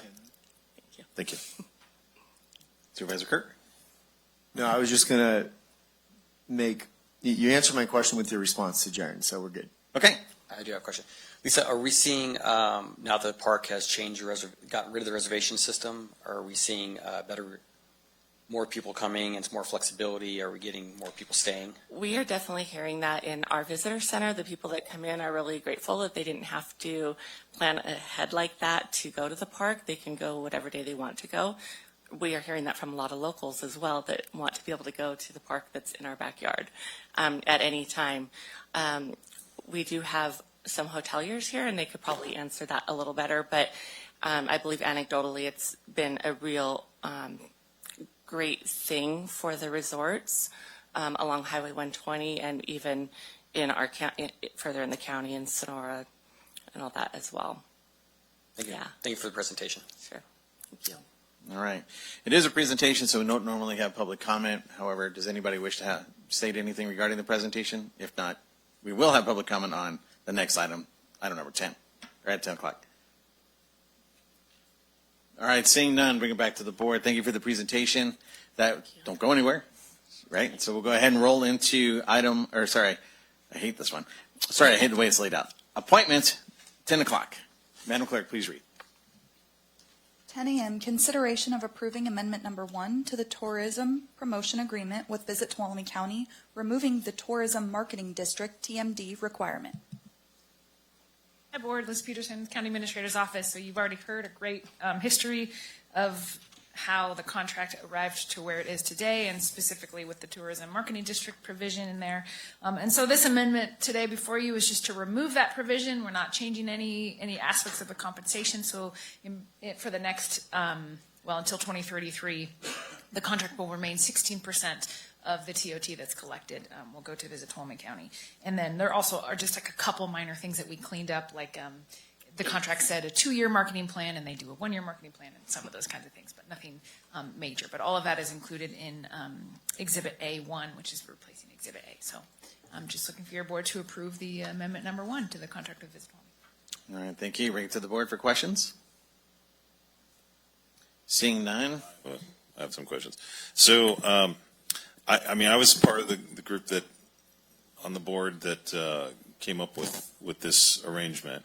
I'm a little concerned about the TMD just removing that as a requirement. So we have a contract with Visit Tuolumne. So there's a contract between a public agency and Visit Tuolumne, which is how are you? Is it a nonprofit or how is it? We're a private nonprofit, mutual benefit Gotcha. corporation. So I think about the county has many contracts with many different agencies. And for example, we had somebody talking about MSA. If one of the contractors through the MSA, if we contracted with them to perform a task and they didn't perform the task, we wouldn't come back and change the contract to say retroactively, you don't need to perform that task anymore. So I guess I'm not, the point of the TMD was to get the Lodging Association to put more skin in the game. That term is used way too much, but skin in the game, because I hear so much from the lodging industry that, well, we're already paying TOT. That is not true. And I keep saying it over and over and over again. TOT is a transient occupancy tax. It is a pass-through tax.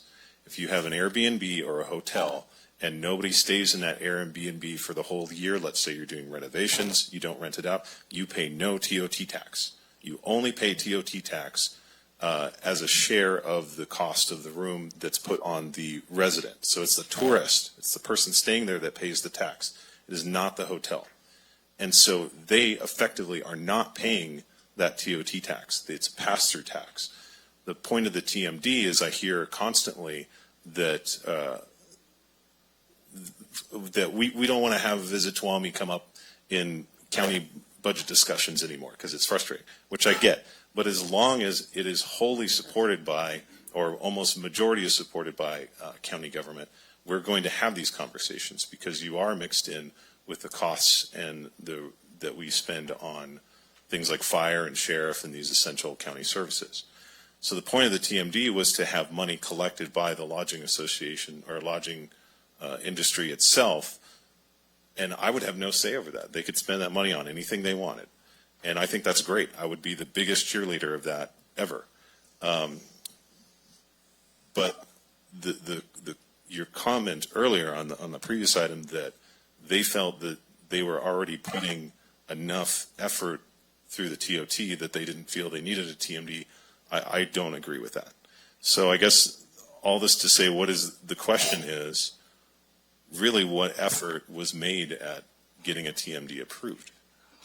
I'm glad you asked that because there was a huge effort. We spent about 2 years working on that, trying to create language. We had to hire legal. So we spent about $90,000 trying to make that happen. We held several workshops, and it just was not something that the lodging wanted to do at that point. We were coming off of a pandemic. We're coming off of a lot of very challenging times. As Supervisor Brandon has said in the past, he goes, there's always going to be something. But this was a pretty challenging time for the tourism industry. And when we were asked as a staff of 3 full-time people to pass something that is basically like passing a tax measure, that was a very heavy lift for us. And we did what we could do. We looked at other destinations and how they did it. We worked with Civitas Advisors out of Sacramento, who has initiated several different of these types of districts. I can't tell you I don't want to speak on behalf of all the lodging, but it just was not something that we could get past. We tried very hard, a lot of time, a lot of money. Well, it just because, and you and I, we had a lot of conversations Yes. that I talked to some members who own hotels in the area, and it always came down to them believing that TOT was a tax on them, which it is not. And I felt that we never really got past that point. So what were some of the proposed, T-bids or TMDs? What was did we ever get to that point? Like where? We talked about a 2%. A 2%, okay. And then we went to 1%. But at 1%, it wouldn't really make a lot of sense. It would have to be probably at least 2 for it to bring us to where we are. Yeah.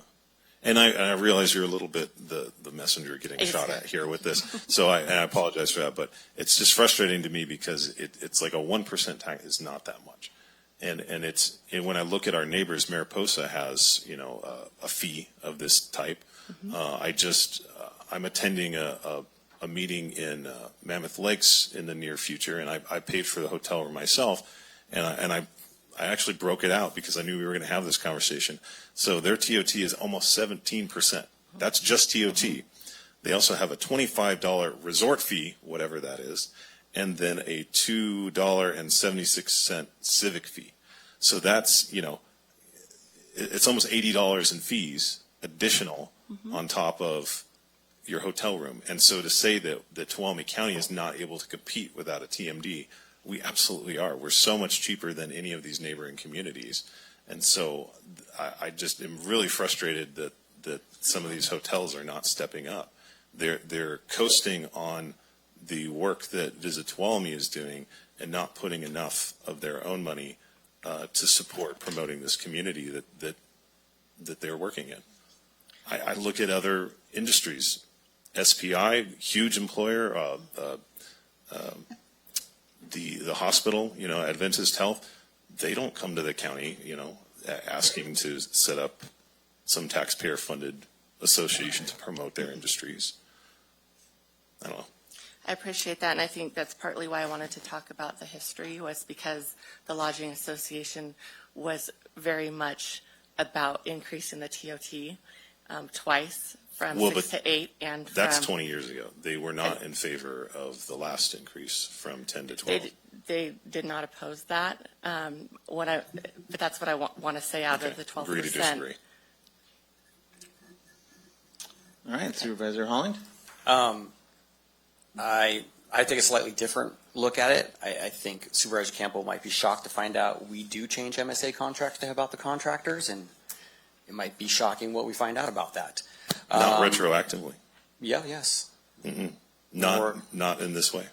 Not in this way. And I think, although the concept of the T-bid, on its face, I understand it, I think it does put Visit Tuolumne in an awkward spot, because we're saying you have to go get this done. You have no control over it, but you guys have to go talk these other people of private industry into it.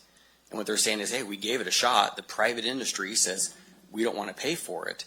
So it's kind of hard for us to hold them to that when they don't have any control over the private industry to force them to do this. And we kind of assign that to them. And, I think we should take a look at it, because, if the private industry is saying we don't want to pay for it, again, we've had a history of tax measures failing and people saying we want to pay these extra fees. For whatever reason, I don't know what the reasons are. I guess we could go sit down with all of them and get those answers, but as a private business, they're saying they don't want to pay into that. And I'm pretty sure most all these private hotels and resorts spend a whole bunch of money on advertising outside of what VTC does. And so, I think we have to look at that as a whole, and we can't really hold them accountable for something that zero control over, because we can't force them. They can't force anybody to do this. And we can't even force it, I guess. I don't know. So that's all I got. All right, hold on. Supervisor Kirk? Yeah, I was, like Campbell said, we were there at the beginning of this. I think I was one of the main supporters of going after a T-bid, because we have tight budgets, hard decisions have to be made, and we have to look under every single rock. So I was a huge supporter of going after the T-bid, and I knew it was going to be an uphill battle. So I'm just going to go over some data, which is why I'm going to support amending the contract. So we're going to try to do the questions. You have a specific question? I thought we're all doing comments. Well, we've kind of gotten out of I just want to make sure we're staying on target. So if you well, want, I think it's important. Okay. It's just data. So okay, we went from 25% with your organization to 18 to 17 to 16. When you add that total up, that's a 30% cut, which means you're operating on a 64% budget than you were when we started. I don't look at any other department where we cut 36%. So, and we did that for a reason, which was to save money but still not gut you guys. Basically, if you look at the funding, you were supposed to maintain a status quo, but in reality, TOT's gone up. But what's interesting is when I look at TOT from fiscal year 14-15 to 20, the average over that time was 14.4%. And then we have COVID, so I just eliminate 2021. But then 21-22 to 25, the average percent was 9.5%. So we were growing at a 14.4% average, then we're growing at a 9.5% average. I think a lot of that is a much bigger conversation, but could it have to do with the fact that maybe Visit Tuolumne was spending more time trying to put in a T&D than maybe going after international travelers, the Bay Area, the Valley? I don't know. But it does show a change. I know from working with you guys and from having conversations and from being pushy on getting data, I feel like you guys spend a lot more time trying to get this T-bid thing done than actually focusing on, which is what you're experts at, which is marketing and tourism. And I've done the TIGAR, I'm getting the study mixed up, and I know you guys are worth your valley. So where I'm coming from is I want I want you guys to focus on what you guys are professionals at, and this isn't what you're a professional at, trying to raise taxes. So I think hopefully 2-3 years from now, we can turn around and see that 9.5% increase go up to closer to that 14.4% average. And that's with an increase in TOT, and that's also with an increase in new things coming online. So, and then the last thing I want to say, because I get it, but I think we got to be really, I think, Lisa, I just want you guys to hear that, you know, when the tourism market, or when the tourism industry, the lodging industry says, well, we give you your TOT and you have enough to do with it. I think we as a board, and I think we've been doing a better job, we need to look in the mirror, because when we say we're going to raise TOT and we're going to put it to fire, law enforcement, and roads, but there was never a line allocation to put it towards roads, well, we're doing that, right? But we only did $780,000 in our budget. We should be up to $2.53 million. So we got to make sure that what we're taking in, we're putting it towards what we said we're going to put it towards. That's for me to administer. So I think my only question in wake of all of that, the 3 full-time staff that you guys have, how much time do you spend on average, percentage-wise, trying to administer this T-bid? If you had to put a number on it. Back when we were working on that, I mean, it was pretty significant. I would say at least 50%. For 2 years? For a couple of years. See, yeah, no. And maybe that's reflecting in my numbers, is what I'm saying. Right, so right. I'm not trying to. I would love to hold your feet to fire and say you screwed up and you messed up on the contract, but kind of like what Mike said. I mean, if we wanted it so bad, we probably should have been at all those meetings asking the lodging industry to pony up more. But so I get the precarious situation that we put you in. So thank you for the answer. 50% for about 2 years. All right. Supervisor Brandon? Great, thank you. Just one additional background point on this too. Is it okay if we do questions and comments? Sure. Okay. I feel We're like there now. we're kind of blending it, yeah. Was that the other proposal during the time that this TMT and negotiation happened was after about 2 years of what I would call a threat to effectively slash and cap Visit Tuolumne to either 5% or $500,000, a fraction of that. Unfortunately, that wasn't resoundingly denounced immediately, and so there was a lot of discussions over time of what would happen out of that. So I agree with removing the TMD. However, I do think we need to do more in economic development. I brought this up when we first had this discussion 3 years ago and repeatedly. There are two things that I think Visit Tuolumne could contribute if we're asking for a contribution to help us with what the county is dealing with that matches what Visit Tuolumne is really good at and in the right space for, without simply it being a monetary cut, which ends up meaning staff or contracts that I agree I think are doing really great for our county. The first one would be PIO services. Visit Tuolumne is a highly capable marketing team for materials, press releases, distributions. I mean, this is, again, very similar for what our need is what Visit Tuolumne does. I think that is something that we could discuss as an amendment to not have it be just simply removed but replaced. The second thing is more specific. It's economic development within the hospitality sphere. And so I wrote it that I would recommend we would remove the TMD provision, but adding an amendment to Section 2 under services, we would increase the scope of work to include developing additional lodging and non-lodging hospitality businesses, which would be including project solicitation, business development, and economic development as required. And as a point of order, I don't believe we can do that. I think the only thing that is on the agenda for discussion is removal of the TMD. No, the contract is on the agenda for renegotiation. It says consideration of approving amendment number 1 to the tourism promotion agreement with Visit Tuolumne County, removing the tourism marketing district requirement, not anything else. Well, respectfully ask counsel on that, because I believe the item is the renegotiation of the contract, and I would be amending Amendment 1. Okay, well, let's cross Bridge 1 before we get to Bridge 2. Yeah, as agendized, this item only considers removing the TMD requirement.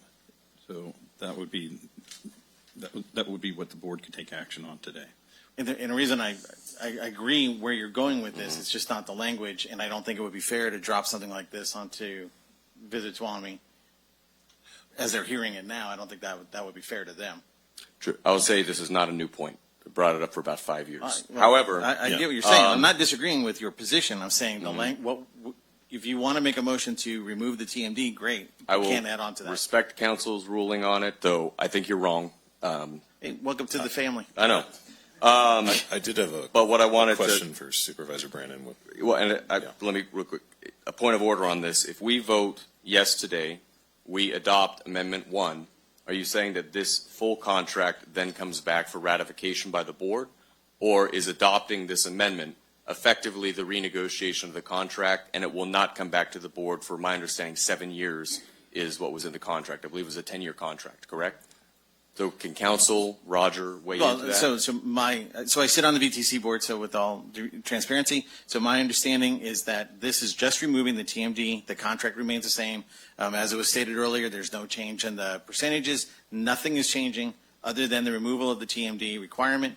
Thus, the contract would then be as a whole until it became time for a renegotiation. The language of the contract, though, was the TMD would have to be adopted within 3 years. If it was not adopted within 3 years, it would come back to the board for renegotiation.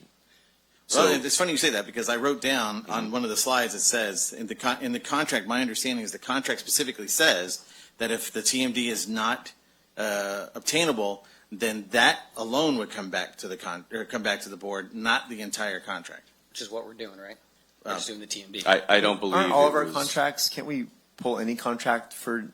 Well, those are separate. Those are separate. I mean, so again, if you wish to do that, if you wish to relitigate the contract at another meeting at another time, we can do that. We need to give them time to prepare. Right. We need to give county council time to prepare. This board as a whole has to decide whether or not we want to dedicate time to do that. The item before the board right now is whether or not we will agree to or not the removal of the TMD requirement. And that's the point of order I wanted to ask is, we had the 3-year provision to renegotiate. If this is only related to this amendment and then a full contract is coming back, that is different than if we vote on this, it satisfies the 3-year negotiation period, and technically the next time we will review this contract is in 7 years. Roger? I don't want to throw Walt on the bus yet.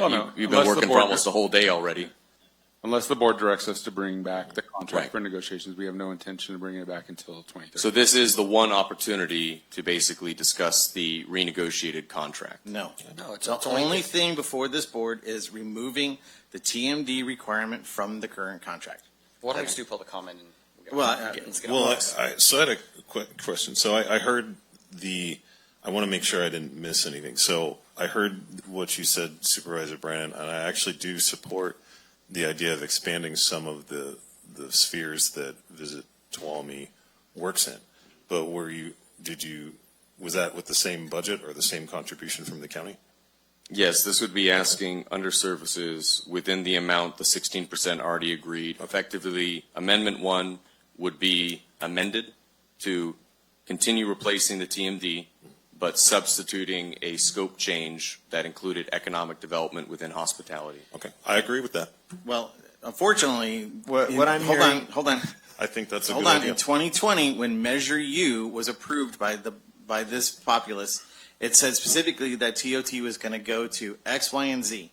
What you're asking for is not part of that. That's not completely correct. That's 100% true. In Measure U was said it's going to go to law enforcement, fire, parks, recs, animal control. Chair, respectfully, if that was true, it would have been a special tax in a special fund. The reason it's a general Go look up tax. Measure U.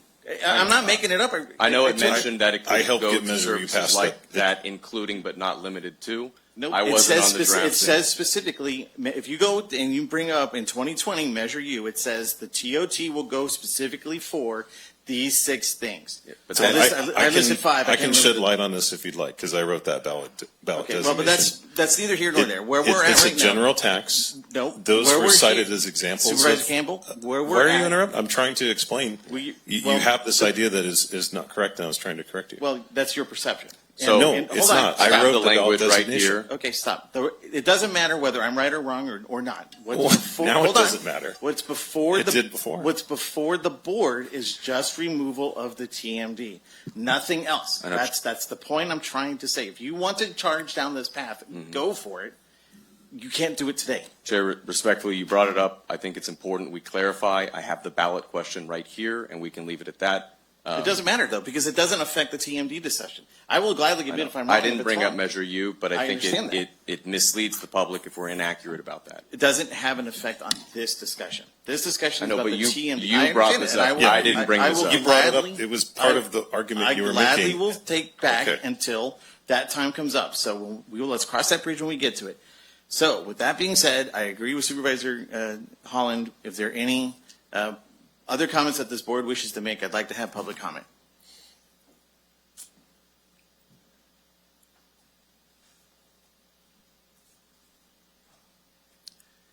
Hi, everybody. Terry Marshall. I am a member of the Lodging Association. I'd like to really clarify.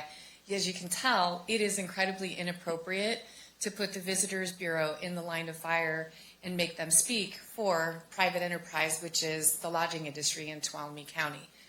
Also, you hit it right on the money.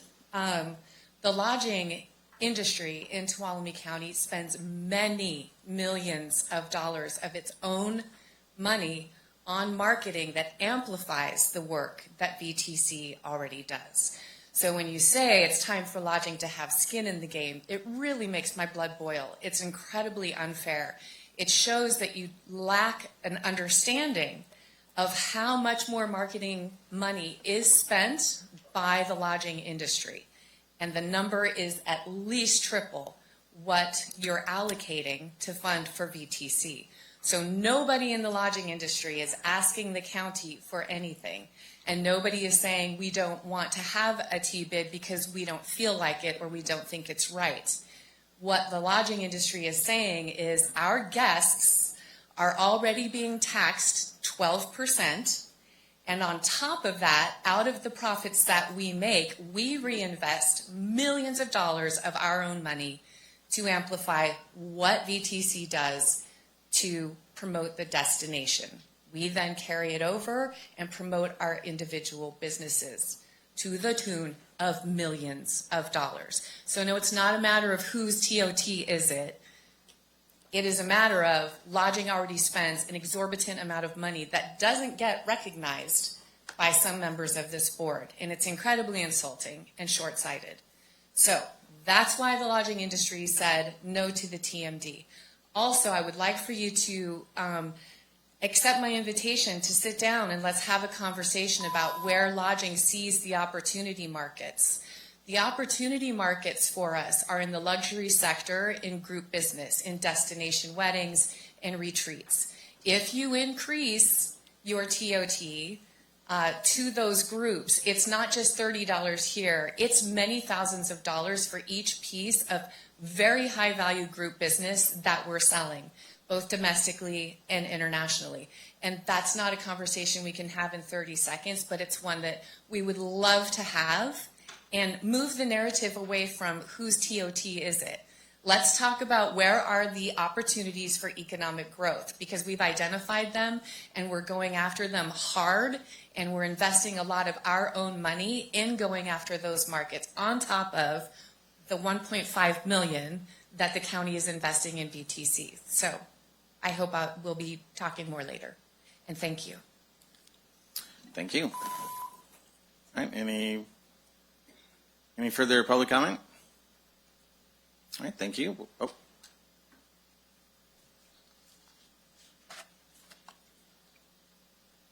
Good morning. Ron Ringen, a concerned Tuolumne County resident and taxpayer. For quite some time, my parents owned and operated the Gables Motel in Twain Harbor. On more than a few occasions, we would discuss amongst ourselves how the visitors staying at the motel were positively affecting the local businesses by patronizing them. The guests of the motel would thank my folks for their recommendations and suggestions of places to eat, shop, and visit, as well as tour. Many times these people would show off their new mementos, their treasures, and whatever else they had bought while touring the area. These folks would return time and again throughout the years. These are exactly the types of people that the Visit Tuolumne organization works to attract to Tuolumne County day in and day out during all 4 seasons. Their outreach efforts showcase all of the best that there is to offer in Tuolumne County year-round, which greatly supports our local economy in oh so many ways. Visit Tuolumne even promotes respecting the county through programs they've put together, like the Too Cool to Trash Tuolumne County campaign to discourage garbage, trash, leave-behinds. The Board of Supervisors should be bending over backwards, trying to support Visit Tuolumne in every way possible, including providing adequate funding for the organization's activities because of the huge benefit the group provides to the local economy and tax base. Don't even begin to confuse the large numbers of visitors that suddenly show up after a large snowfall to play in the snow for the day, or the mobs that descend on Pinecrest Lake on hot summer days and leave their trash and head back home that night. Those folks have most likely never even heard of or know about Visit Tuolumne. So stop trying to kill the goose that keeps laying the golden eggs for you and the county businesses, and start throwing your support behind them for everyone's benefit. Thank you. All right, thank you. All right, any further public comment? All right, seeing none, I'll bring it back before the board, or back to the board. Chair. Sir. I'd like to raise another point of order on that. So the 10-AM appointment is considering an improvement of amendment number 1, correct? And that's written. Amendment number 1 in the staff memo talks about the amendment 1 to VCC attachment B for the TMD. Amendment 1, quote unquote, also amends the scope of work to update VTC's reporting requirements. If you then look at what amendment 1 says, it is replacing the entire scope of work under Exhibit A with Exhibit A1, which is the amended scope of work. And so certainly within this item, by replacing the scope of work with a new draft of that, it is absolutely on the table as something germane to discuss. Under that includes, for example, tourism promotion, destination development, community education, and more specifically, what are the tasks and scope of work, obviously, for Visit Tuolumne.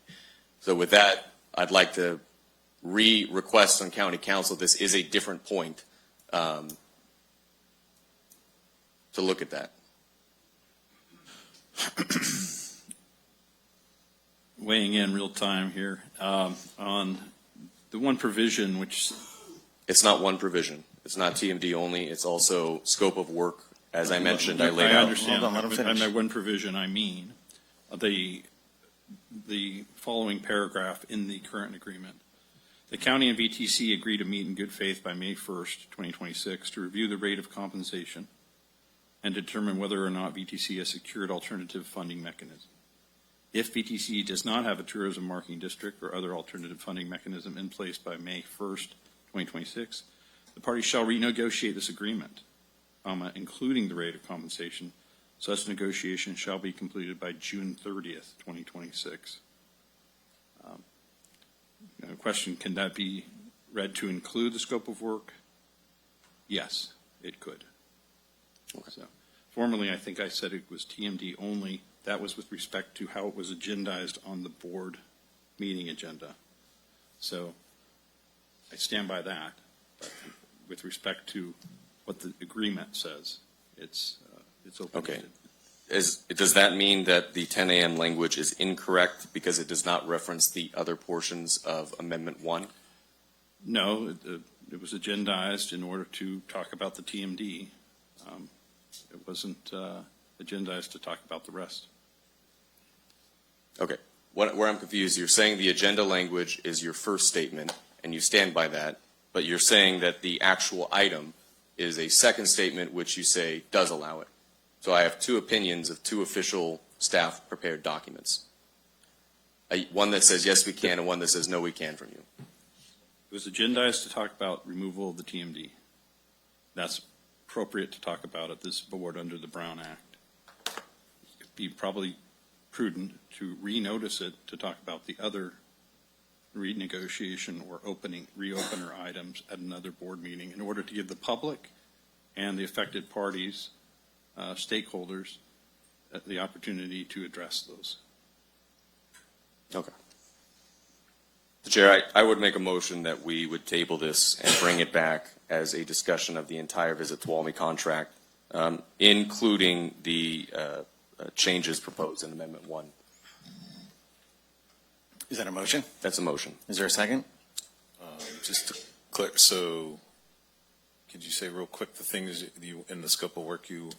My request would be that we table this item to bring back at a future meeting to include discussion of the entire Visit Tuolumne contract in addition to the provisions of Amendment 1. And I'll amend that to say I would like specifically to discuss the scope of work related to Visit Tuolumne. And just the scope of work? Scope of work duties specifically, but I think we should have the entire contract back. I would be, if you are willing to amend just for discussion of scope of work, I'd be willing to second that. I'm fine with just scope of work. Okay, I second. Shoot, that's the one I want to talk about anyway, so I know, that's fine with me. That's what I want to talk about too. So, Supervisor I Kirk? second. I was going to have a different motion. And before I made that motion, I just want to make one comment real quick, which was, I think the bigger picture, and I don't know if we didn't hear what Tammy was saying in the back. If I'm a corporation and I'm booking 200 employees to go to somewhere, Firefall, anywhere, I got 200 employees at $1,500 a cost. Well, I could save $15,000 by going with the 12% TOT versus the 17% in Mammoth. And when a corporation is looking at that, if I'm looking at on a piece of paper, I'm going to save 15 grand. But the 15 grand isn't the savings, isn't the loss. It's the 51,000 that we could have generated in TOT. So it's important to realize that, because I remember having the TOT conversation years ago about just 2% to make it 12. And I remember having the same argument, which was the more and more we try and compete with the surrounding TOTs, the less and less we become competitive. If we would have stayed at 10%, that savings for that corporation would have been 30,000. So it's important that we understand the overall impacts of this. It makes a difference on the big items, like she said, which is what they're honing in on. So anyways, with that being said, Brandon, I just want you to know, I hear what you're saying. I think the easiest way is to I'm going to make a motion that we amend the contract, and then if we want to bring that back, just put it on an agenda, and you can agendize it, and we'll have that conversation. So my motion is to amend the contract and go with staff recommendation as is. I'll second that. And just to clarify, that is not setting a date to bring that back. That is moving on staff recommendation and requiring a board request to bring it back. Correct. Just like any time we want to bring something up. So just put it on the agenda if you want to talk about it. All right. So we have a motion, but if it's okay, I just had a couple more comments. I'll be brief. Okay. I wanted to see, I've thought a lot about this, in case you can't tell. I've talked a lot about it. I've thought a lot about it over the years. And there were a couple things that were said that I really want to clarify, because I think the way that we think about this in Tuolumne County is different than almost every other community in the state of California. And that's what I'm trying to hammer home. So it was said that we made a cut to Visit Tuolumne's budget. I'll ask you the question. So your budget's $1.8 million. Has it ever been more than that? I think you have the highest budget this year that you've ever had, right? Right. So the point of that is that more money is coming into Visit Tuolumne than ever before. So it was not a cut. What we were seeing was this upward trend in terms of the amount of TOT that was coming in that is now kind of tapered. And so the share of that TOT has reduced, but the overall budget for marketing tourism in our community is more than it has ever been before.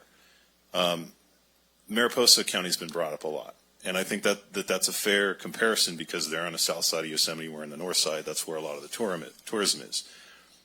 All of this sounds like I'm attacking the Visit Tuolumne contract. I'm not. I'm saying that they are not adequately being supported because we don't have a T-bid or some other mechanism, some kind of tourism business improvement district. Mariposa County's budget for their Visitors Bureau is $3 million. It's $1.2 million more than our county because they are funded through a T-bid. It's a 1.5% fee assessment that's on all hotels. The contribution that the county of Mariposa makes to their Visitors Bureau is very small. It's $150,000 a year. I'm not saying that should be our contribution, but I'm saying the way they are structured is so much better than the way we are structured. And it results in more money coming into their organization to promote their community. Mariposa is a smaller county than ours is, and yet their Visitors Bureau has a much larger budget, and that is because they have a T-bid. That's why I'm frustrated that some of these lodging groups are not supporting that in our community.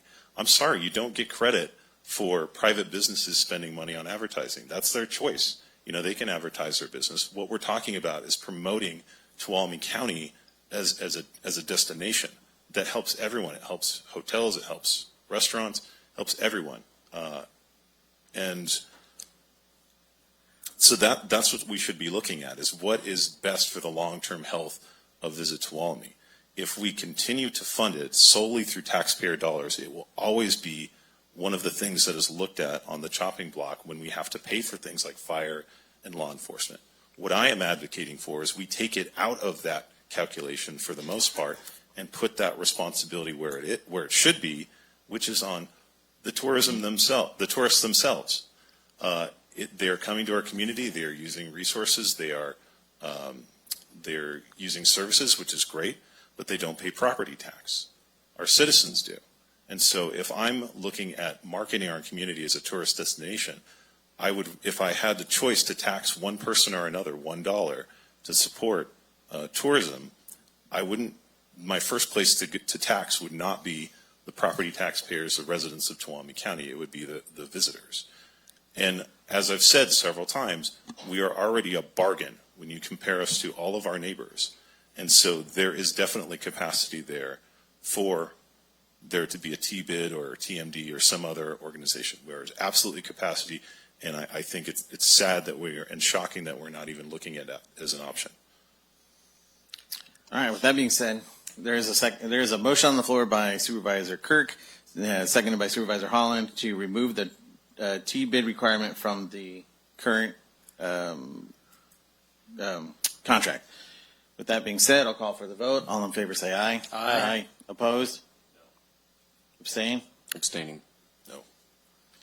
Abstaining. Okay, 4-1. All right, so that passes. So for the formal record, so it's a pass 3-1-1. Okay, so that concludes that. So it's formally removed, right?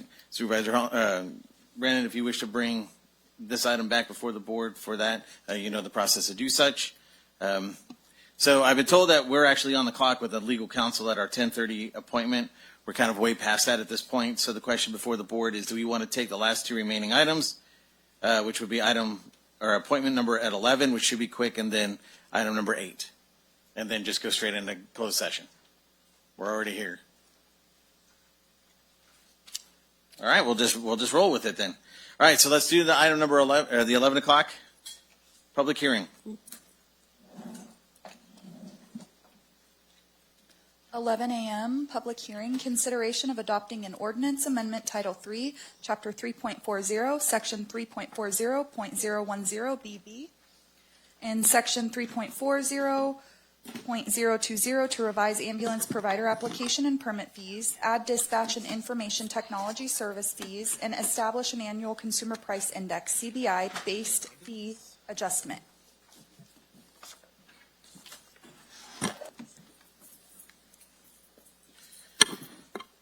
All right. Yeah, public hearing that opened. All right. All right, good morning, And Chairman proceed. Briefer, members of the board, Michelle Clark with Health and Human Services Agency. I'm here today to present proposed amendments to the EMS fees contained in Tuolumne County Ordinance Chapter 3.40. These amendments support the ambulance ordinance adopted earlier this year by your board under Chapter 5.16, Ambulance Services. These fees do not create new services. Rather, they establish the fees for cost recovery necessary for the county to administer, regulate, and oversee a multi-provider ambulance system. Because Tuolumne County is not designated as an exclusive operating area, multiple providers may operate within the county, but they must meet the requirements established in county ordinance. For nearly 4 decades, Tuolumne County effectively operated as a single provider system because no other ground ambulances were interested in operating here. As a result, there was no need to develop a fee structure that accounted for the oversight required to administer multiple ambulance providers operating within the county. And although Manteca District Ambulance did not submit a proposal in response to the county's request for proposals, they have submitted an application for a permit to continue providing both a 911 emergency response and interfacility transport services in Tuolumne County. As providers apply to participate in the county's ambulance system, the local EMS agency assumes significant responsibilities, including application review, provider permitting, compliance with accreditation, compliance monitoring, continuous quality improvement, operational oversight, dispatch coordination, and technology support. So state law requires that these fees reflect the county's reasonable cost of providing these regulatory services. They are cost recovery fees only and are not intended to generate revenue. The proposed fees were developed using actual staff time, operational workload, dispatch costs, IT support, legal review, and administrative overhead. In December 2024, the board adopted a fee structure for providers performing interfacility transfers. However, those fees did not account for providers seeking to provide 911 emergency response in the county. So following your approval of the amendments to Chapter 5.16, the proposed fee structure now aligns with a coordinated multi-provider ambulance system by accounting for all county services necessary to support these operations, including EMS oversight, dispatch, and information technology services. So first, we recommend amending the permit fee structure by separating the application fee from the permit fee. Separating these fees is appropriate because the county incurs costs to review the application, but it doesn't necessarily mean that a permit will be approved. So also, we propose increasing the amount of the permit fee because now we have a better understanding of the work involved in issuing a permit, administering it, and then so this better reflects kind of the staff resources that are involved and the time that it takes. We are also proposing a reduction in the air ambulance from the original fee structure back in December. Basically because our analysis shows that air ambulance providers require substantially less county involvement and oversight than ground ambulance.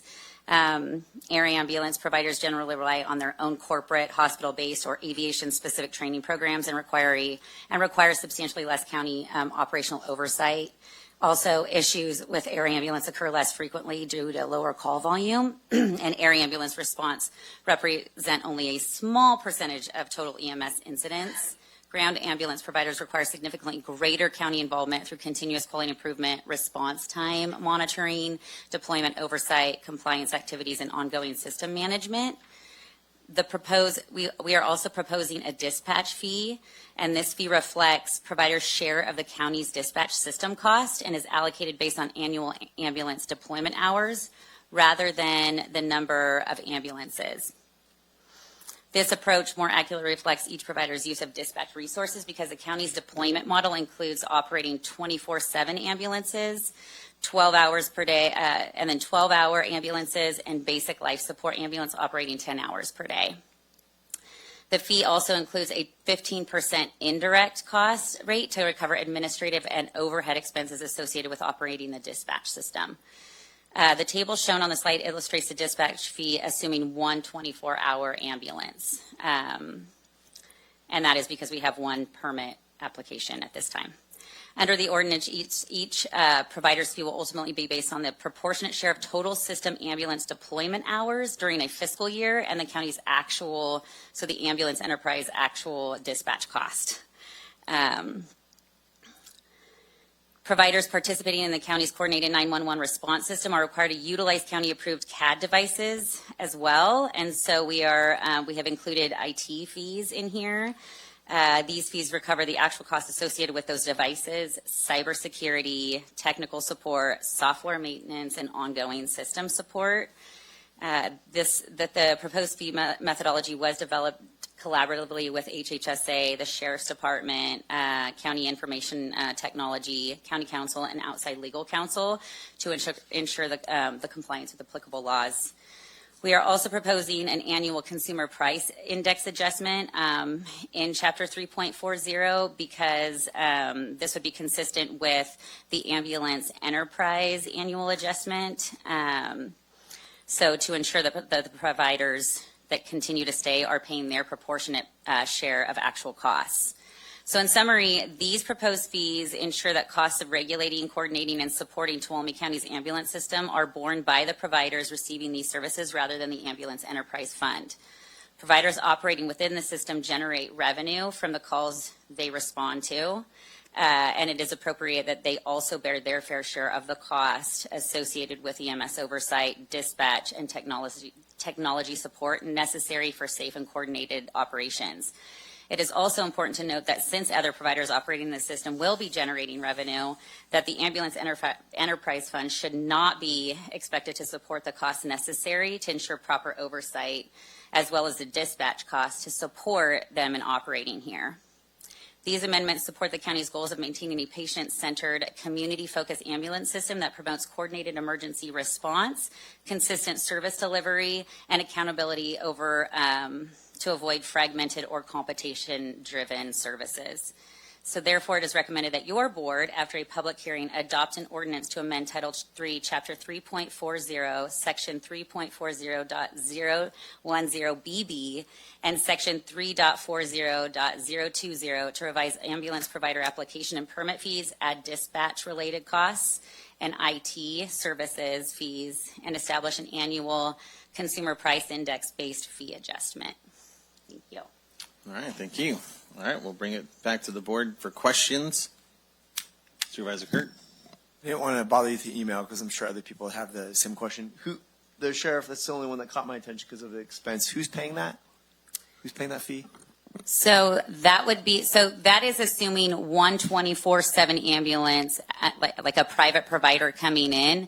So basically, we're taking the cost that we pay out of the Ambulance Enterprise Fund. That would be basically their share proportionate to the cost that the Ambulance Enterprise already pays. So the provider coming in who has an approved permit would then pay a portion of that back to the Ambulance Enterprise Fund, and then 15% of that would go to the Sheriff's Department for the indirect Which is the 75, costs. 15% is the 75. Correct. Okay, I just want to make sure I wasn't flip-flopping. Right. Okay.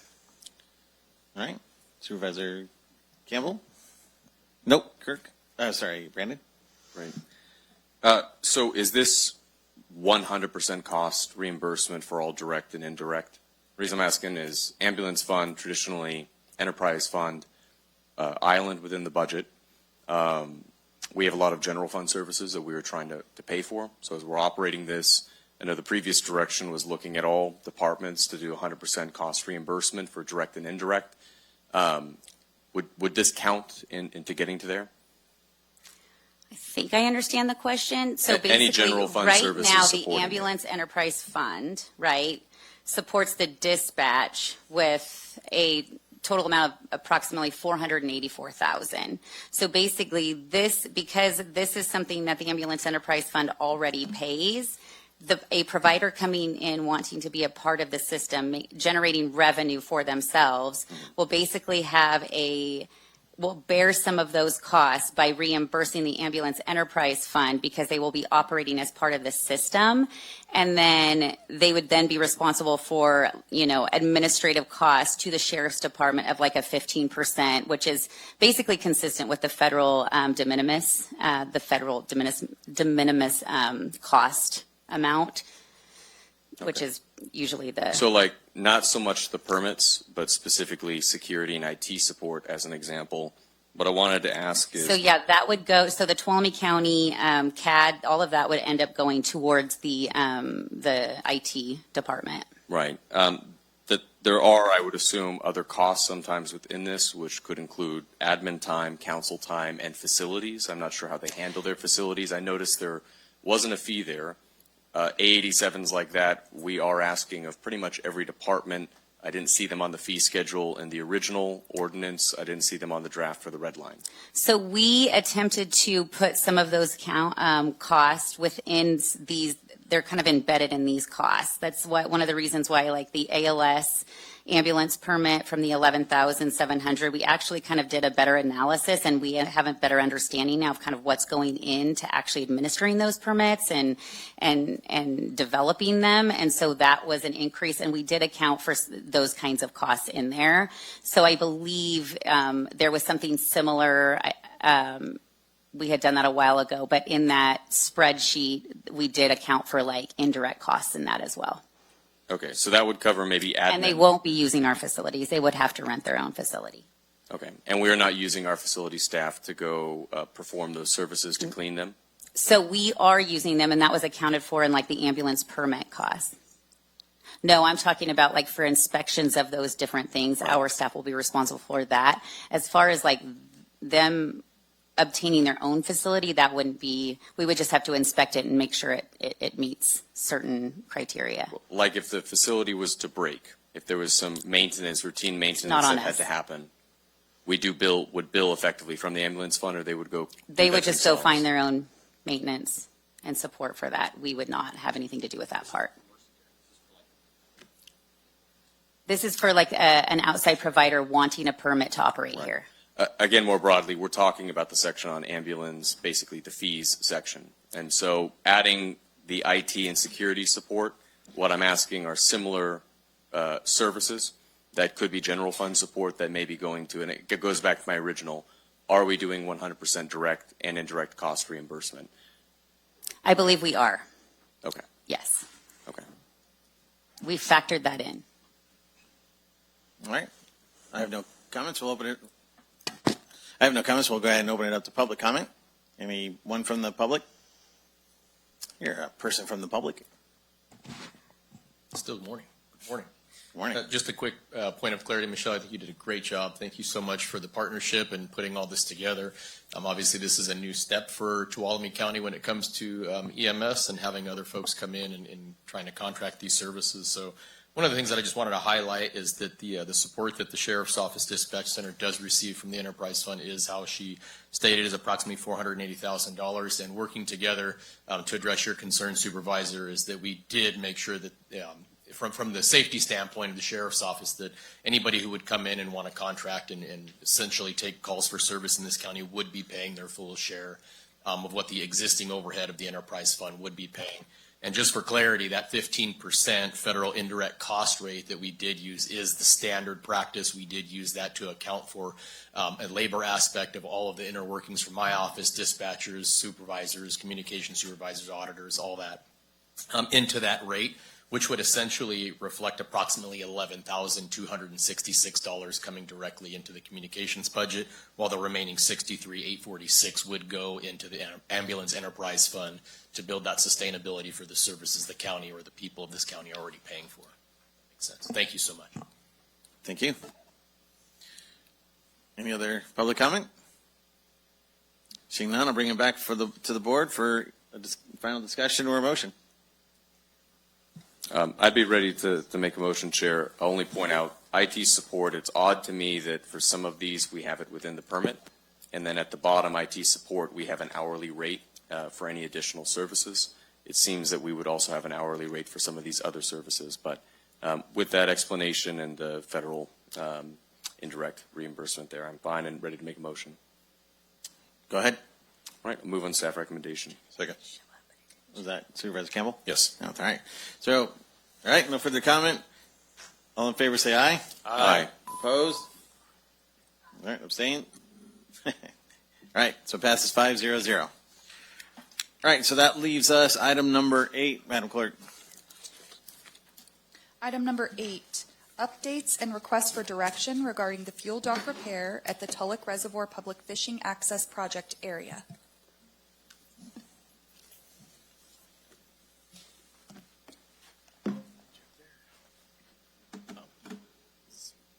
Supervisor Gruber, if I could just before Mark starts. As you know, we came to this board, I don't know how long ago it was. It wasn't very long ago, but with kind of an ambitious schedule to try to be able to open portions of it before the 4th of July holiday. And Mark has worked very hard with the concessionaire that this board approved for the temporary, for that temporary contract. And I just want to express my appreciation both to the concessionaire and to Mark Fisher for the work that's been done.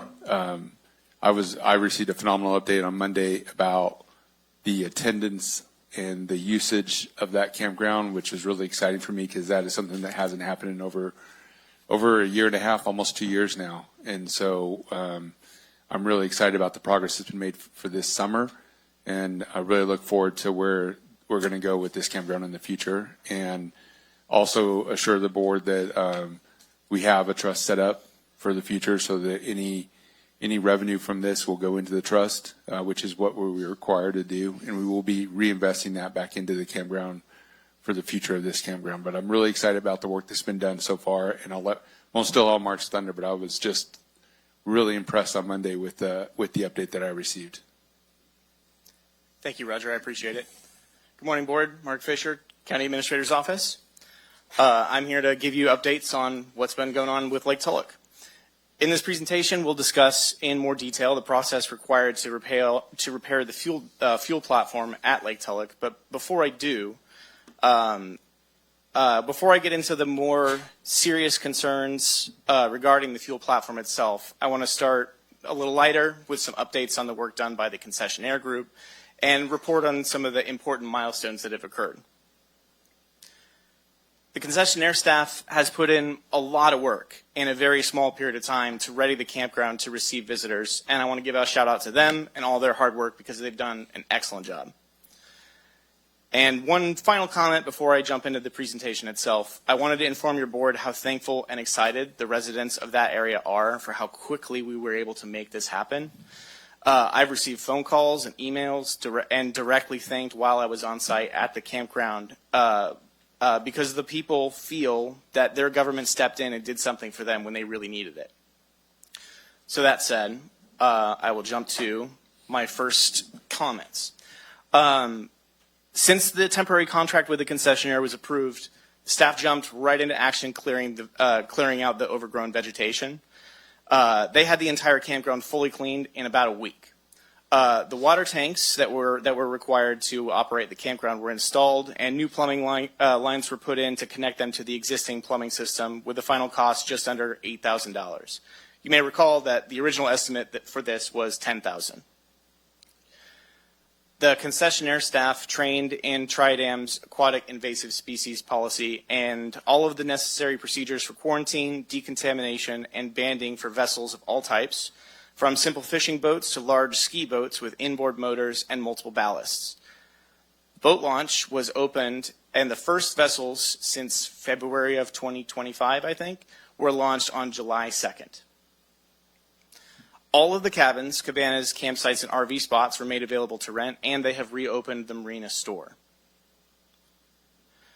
I wanted to share with you a couple of pictures that are the milestones that I was speaking about. These were taken on July 2nd, just after they had finished their certification with Tridam for operating the equipment to decontaminate vessels.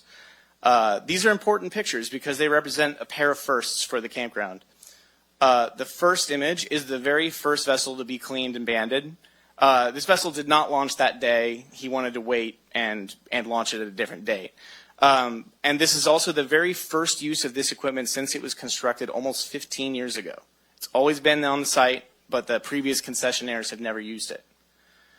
And the second image is the very first vessel to be launched from the South Shore since the lake closed in February of 2025. And that guy was very excited. A retired old man that I had spoken to on the phone months ago who said he bought his fishing boat and then the lake closed like a week later and he's never used it. So he was very pleased and we were honored to have him be the first one on the lake. I also went down there for 4th of July weekend to gather some additional information.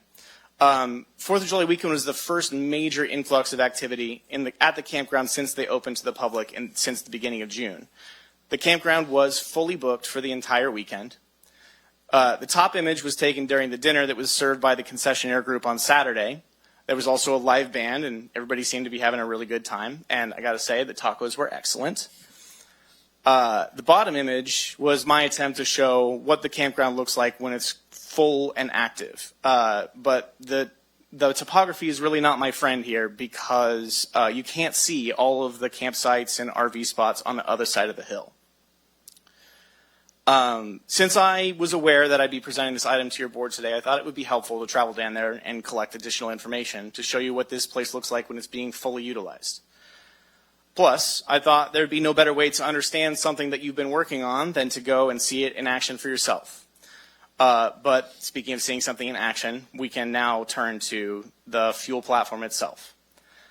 I know in the past I've shown you images before, and you can still clearly see that the platform flotation is not in good shape. But I thought it would be more helpful for you to see an example of the problem in action.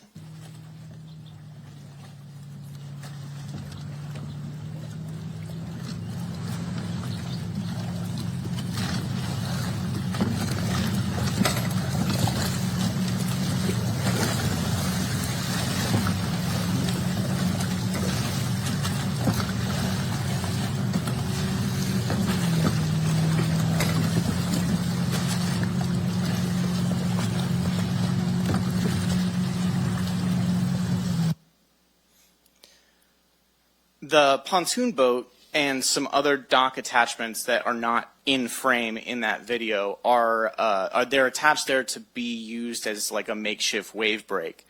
And something that's important to consider is that this 30 seconds of some wake action and water intrusion into the structure, but this is happening all day, every day, while people are recreating on the lake. And this wasn't even the worst one I saw. This was just the worst that I was able to capture. There was an instance where I thought that pontoon boat was going to pop out and land on the platform because the wakes were so large. Here you can see that the continuous exposure to water from the lake is starting to take its toll on the walls of the structure and showing signs of rot. This shed is part of the fuel platform, but it's historically also been part of the marina rentals. They use it as the boat launch in the marina rental office. For some comparison, I've included a couple of pictures of some docks that are actually in good repair. The bottom image is a little less relevant because, it's a different type of dock. It's made with different materials, but it does represent the proper level of flotation above the waterline.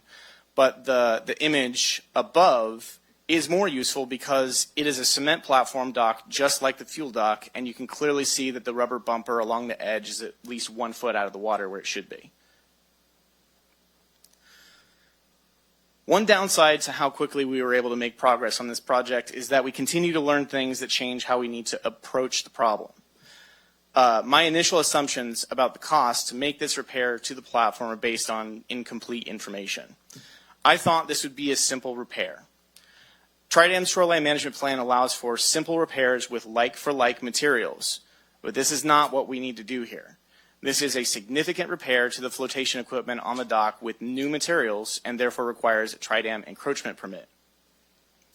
The encroachment permit requires engineering plans, a site plan with the 510 and 515 foot water elevation topography shown, and several supporting permits from regulatory agencies, each with their own costs.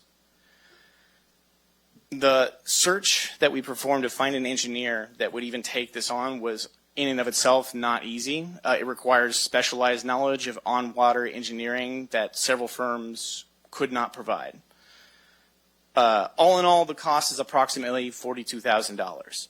But even that is not set in stone because some of the permit costs are going to vary depending on the scope of the project.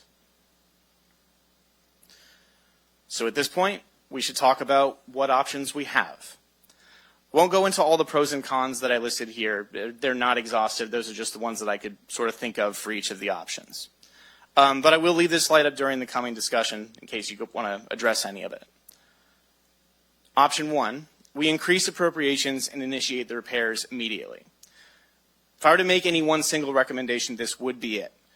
It carries the lowest risk of further damage to the platform and would set up the future long-term concessionaire for success with reestablishing the marina. Because there are no docks, there's no boat rentals, there's nothing really out there, and that's something that the long-term concessionaire is going to need to do. Option 2, we remove the platform completely. I don't yet know really the true logistics of doing this, but it is an option that we could explore. Option 3, we delay action and apply for a grant. I found the California Department of Fish and Wildlife Boating Access Grant a few weeks ago, and the next round is coming up this year. Either way, I was planning on applying for it, and it can be used for fuel platforms.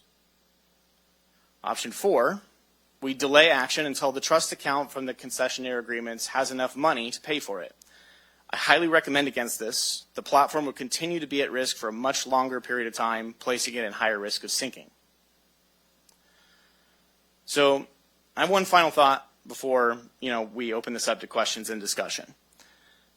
As staff, none of us want to be the first one to come to this board after approving a budget with an issue that we haven't planned for or budgeted for. I wouldn't be doing this if I didn't think that this was critically important that we act quickly. If your board is unwilling to commit to the full cost for the plans, permits, equipment, and installation, an alternative is to approve only the amount to pay for the engineering, site plans, and permit packages.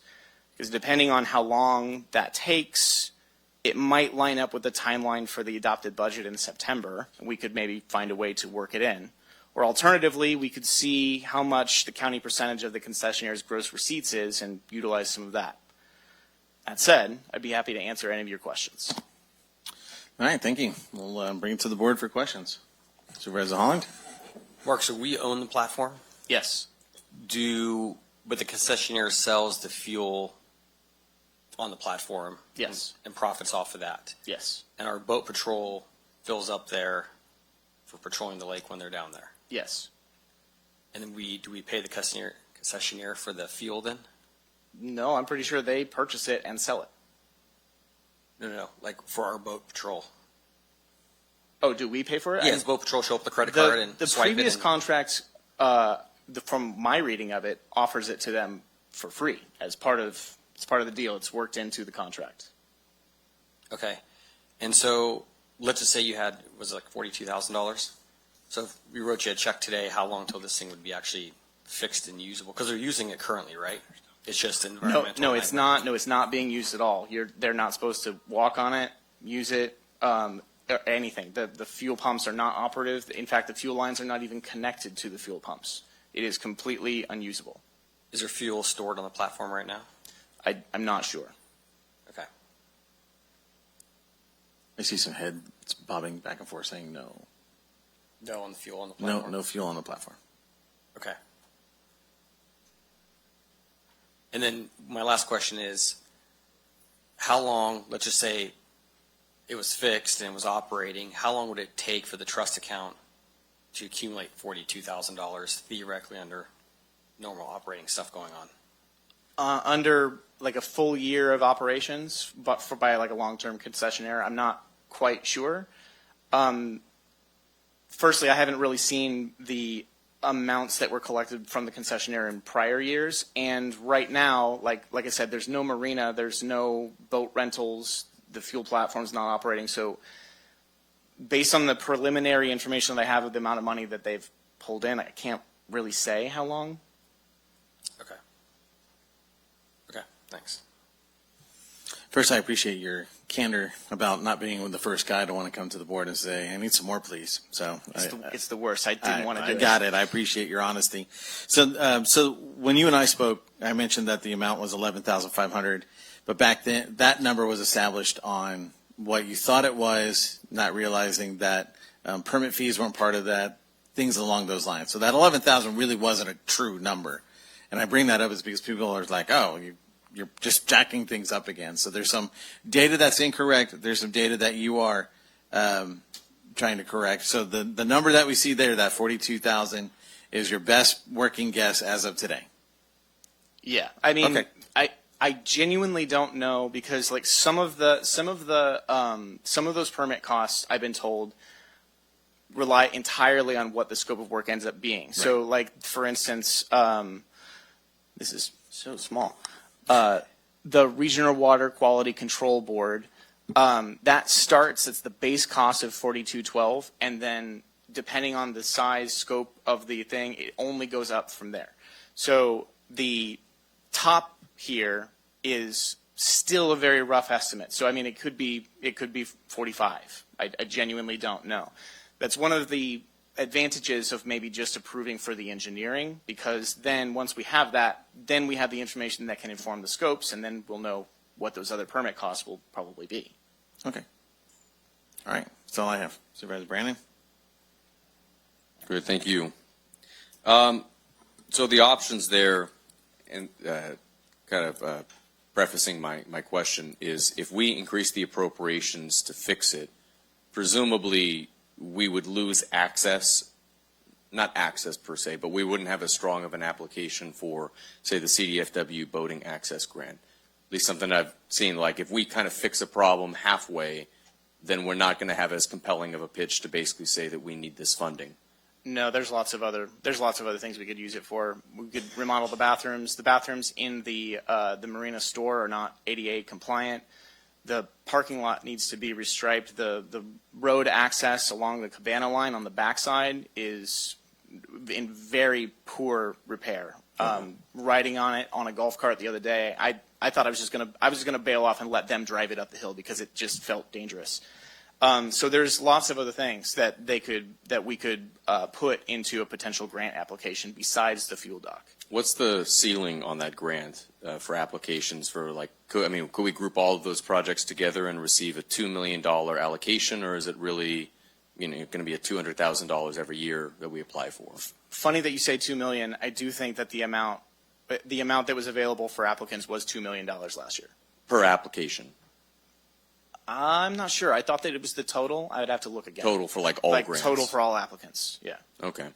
And are we able to, we're switching this into a trust fund. We anticipate over the next 5 years that this will be producing revenue and hopefully get back to where at least it was at. We are right now dealing with, as we've talked about just recently in budget, making sure that current fund balance or contingencies we're kind of protecting. All to say is, could we borrow against the fact that we plan to have 5 years of revenues coming in that could replace that dock?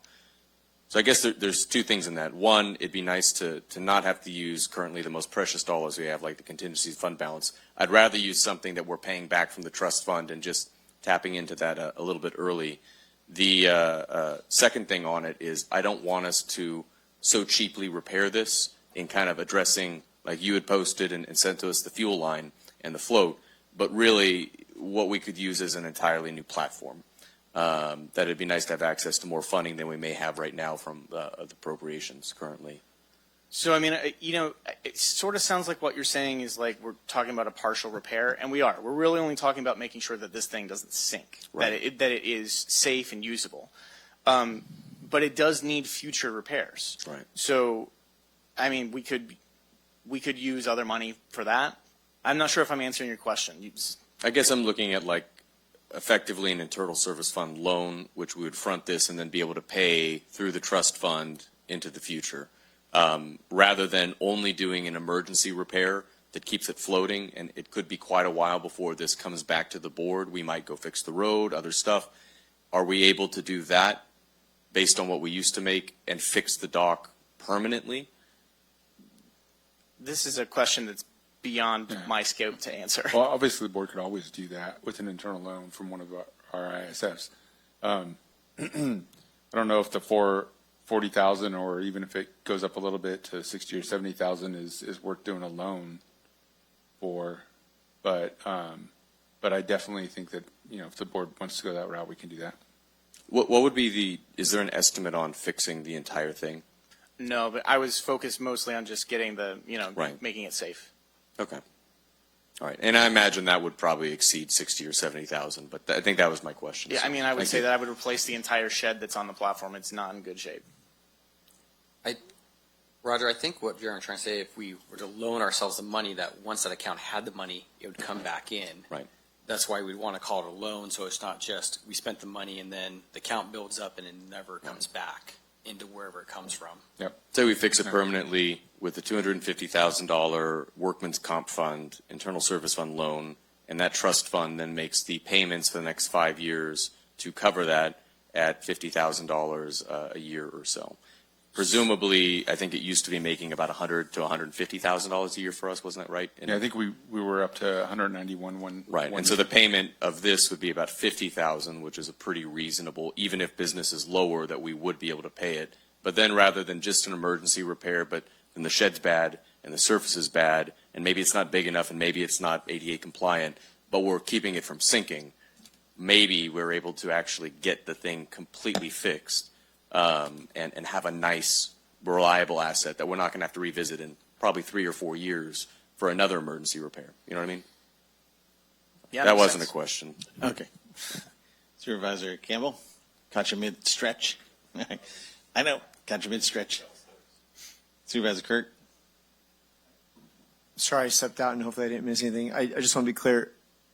Is your recommendation to take it out of, just like up at Kennedy Meadows, there's a trust fund. What is the balance? Is there a trust fund balance, or is that what we're talking about building So back as up? far as I'm aware, I don't think there's anything in the trust fund. Okay. We had to reestablish it.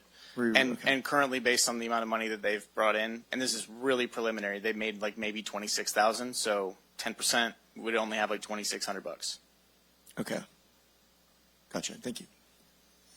So there was supposed to be a trust fund set up how many years ago? Well, our original lease was 1993. So that money that should have been going into the trust fund went into the general fund? That's correct. Yep. So it didn't go into the trust fund? No. So if that money was in the trust fund, we wouldn't be having this discussion because we could have taken it out of the trust fund. That's right. Again, bad government. So, all right, we'll open it up to public comment. Just for clarity, we're not asking for any budget action today, but we are looking for direction to bring back for budget action. Okay, thank you. Public comment? All right. All right, we'll bring it back to the board. So if it's gonna come back, Mark, to Jaren's point, can there be two paths of like I understand that let's not let it sink, and then, I mean, I don't think we need gold-plated fuel process down there, but, you know, like, we don't have to have this conversation for 10 or 15 years fixed.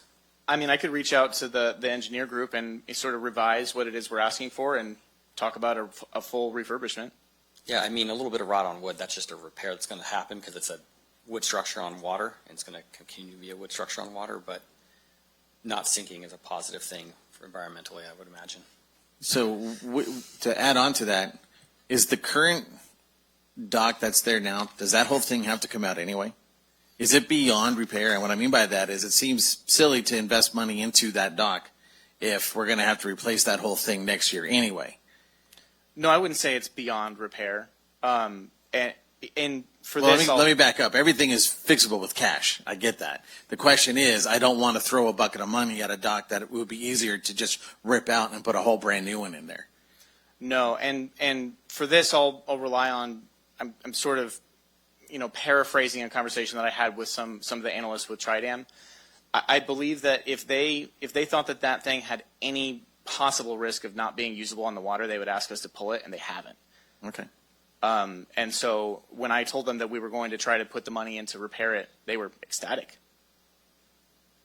Okay, but we still need to do something now. So you're not asking for budget, but we still got to do something, right? We still got to cut a check to get the ball rolling. I mean, for today's item, I wanted to come in and give you guys the option of tell you where we're at and give you the option about how we would want it to proceed. So, I mean, if you give me direction to come back with a number to actually, request for appropriation, that would be the next step.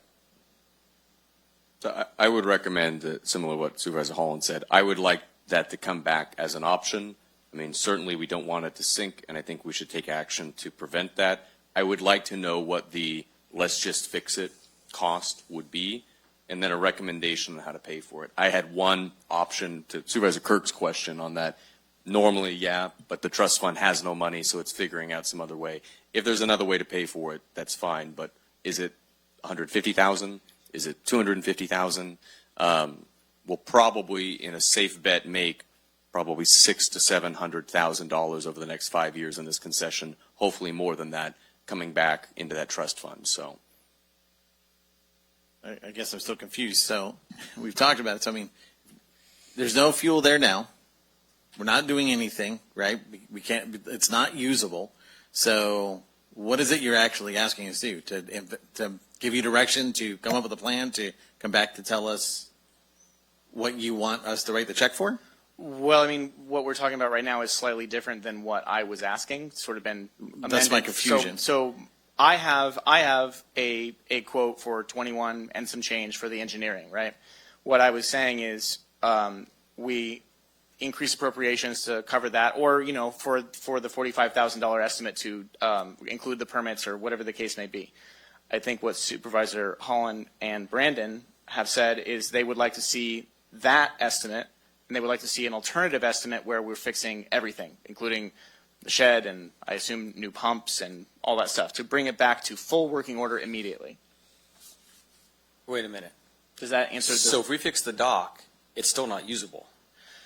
No, I think that I guess what I'm saying is I don't want you back here in October to say, hey, thanks, it floats now, but it still doesn't do anything. It's just now a floating dock versus a sinking dock, but still has no value or no use. Because I'm assuming we make money off the fuel when we sell it. We get some kind of percentage or cut or something. Okay, So I see what you're I'm saying. saying is not a gold-plated floating dock, but just like a working floating dock that somebody can pull up, our own boat patrol, get some gas, unless you're telling me if we sink that thing, it kills all the golden mussels and our problem is cured, then that's another question, but. Don't answer that. Yeah, that was just a trap question, so you can go for it. So that's what I'm saying is not, me and Jerry might be talking to, I don't need to make that campground like a 5-star resort. I'm just saying is, will the fuel dock be working in a decent condition? So what Trident has told us that unless it is in good working order and safe, we cannot purchase new pumps to put on it. So the concessionaire told me that the pumps would be cheap and they could have fuel delivered to the giant fuel storage tank and reconnect the lines and have fuel being sold off the platform, even though the shed on there is not in good repair. That shed doesn't need to be in good repair to sell gas. Yeah. So what's being proposed here is to make it safe and usable, and then it's up to the concessionaire to buy the gas pumps and do all the other stuff. Okay, so we're not purchasing the pumps. No. Maybe that's important to know, because I thought you were going to come back and say, oh, great, it floats, now I need to buy gas pumps. Okay, Right. so we just have to make it float. That's right. Okay. All right, let's do this. Can you go back to the slide with the, there you go. So I'd like to make a motion that we approve $21,583 to start Yeah, we can't do a budget action today, but we'll bring it back. If this is the path you want us to go down, which it sounds like it is, the funding is a totally different conversation. We'll figure that out and bring you some options on where to fund it from. Well, I guess that's my point. My point is we've still got to do the construction, right? Or sorry, the engineering. So why don't we give direction to move forward on to get the engineering done, and have them come back and say this thing is salvageable or not? Because if they come back and they say, hey man, you might want to just torpedo this thing and be done with it, right? I think it's just not agendized. I get that, but I guess that's why I'm confused. The irony in the conversation right now about the agendized item, so. Yeah, no, I know. I'm with you. I'm hearing what you're putting. I just guess I guess I don't know what you're asking for. All I'm recommending, because I believe we are getting an update, giving direction, this will come back for action. I'm recommending, in addition to what you have pitched here, which is that first option, allocate from somewhere, make an emergency repair, I would like to see what does it look like to fix the other things related to the dock. For example, we might not operationally need the shed to have it not sink, but if the shed is rotting out, I would rather us fix that sooner than have to wait 3 or 4 years with something that looks trashy. But that sounds like a budget item. You're saying you're telling him to do. We're telling him to do something to make sure it's not it doesn't allocate. sink. Bring back that. Same Okay. as this is. I just want to see what the not emergency, the let's actually fix it option is, and this is the emergency. We're keeping it floating and an operational option. That's what I'm asking. All right. So I guess that's just a general thumbs up on that one, huh? You have direction? Do you have direction? Do you know your direction? I do. All right. Then that's it. Thank you very much. Thank you. All right, so that leaves just the two closed session items. If I can have Madam Clerk read the two closed session items. Item number 10, closed session, conference with labor negotiators, Authority Government Code Section 54957.6, agency designated representatives, Karen McGettigan, Human Resources Director, and Christopher Schmidt, Acting County Counsel, unrepresented employee, Community Development Director. 10:30 a.m. closed session, conference with legal counsel, existing litigation, Authority Government Code Section 54956.9D1, SF, AL, and ZF minors versus Tuolumne County Superior Court, case number CB 66850. Okay, we already had public comment on the closed session number 10. I missed the closed session 10:30. Any public comment on 10:30 closed session? Seeing none, bring it back to the board. Do we expect a report out? No report out, so that will adjourn our meeting for today. The supervisors, please meet me in 15 minutes. What do you need? Okay, so how about 12:15? Meet in the executive, the CIO's conference room.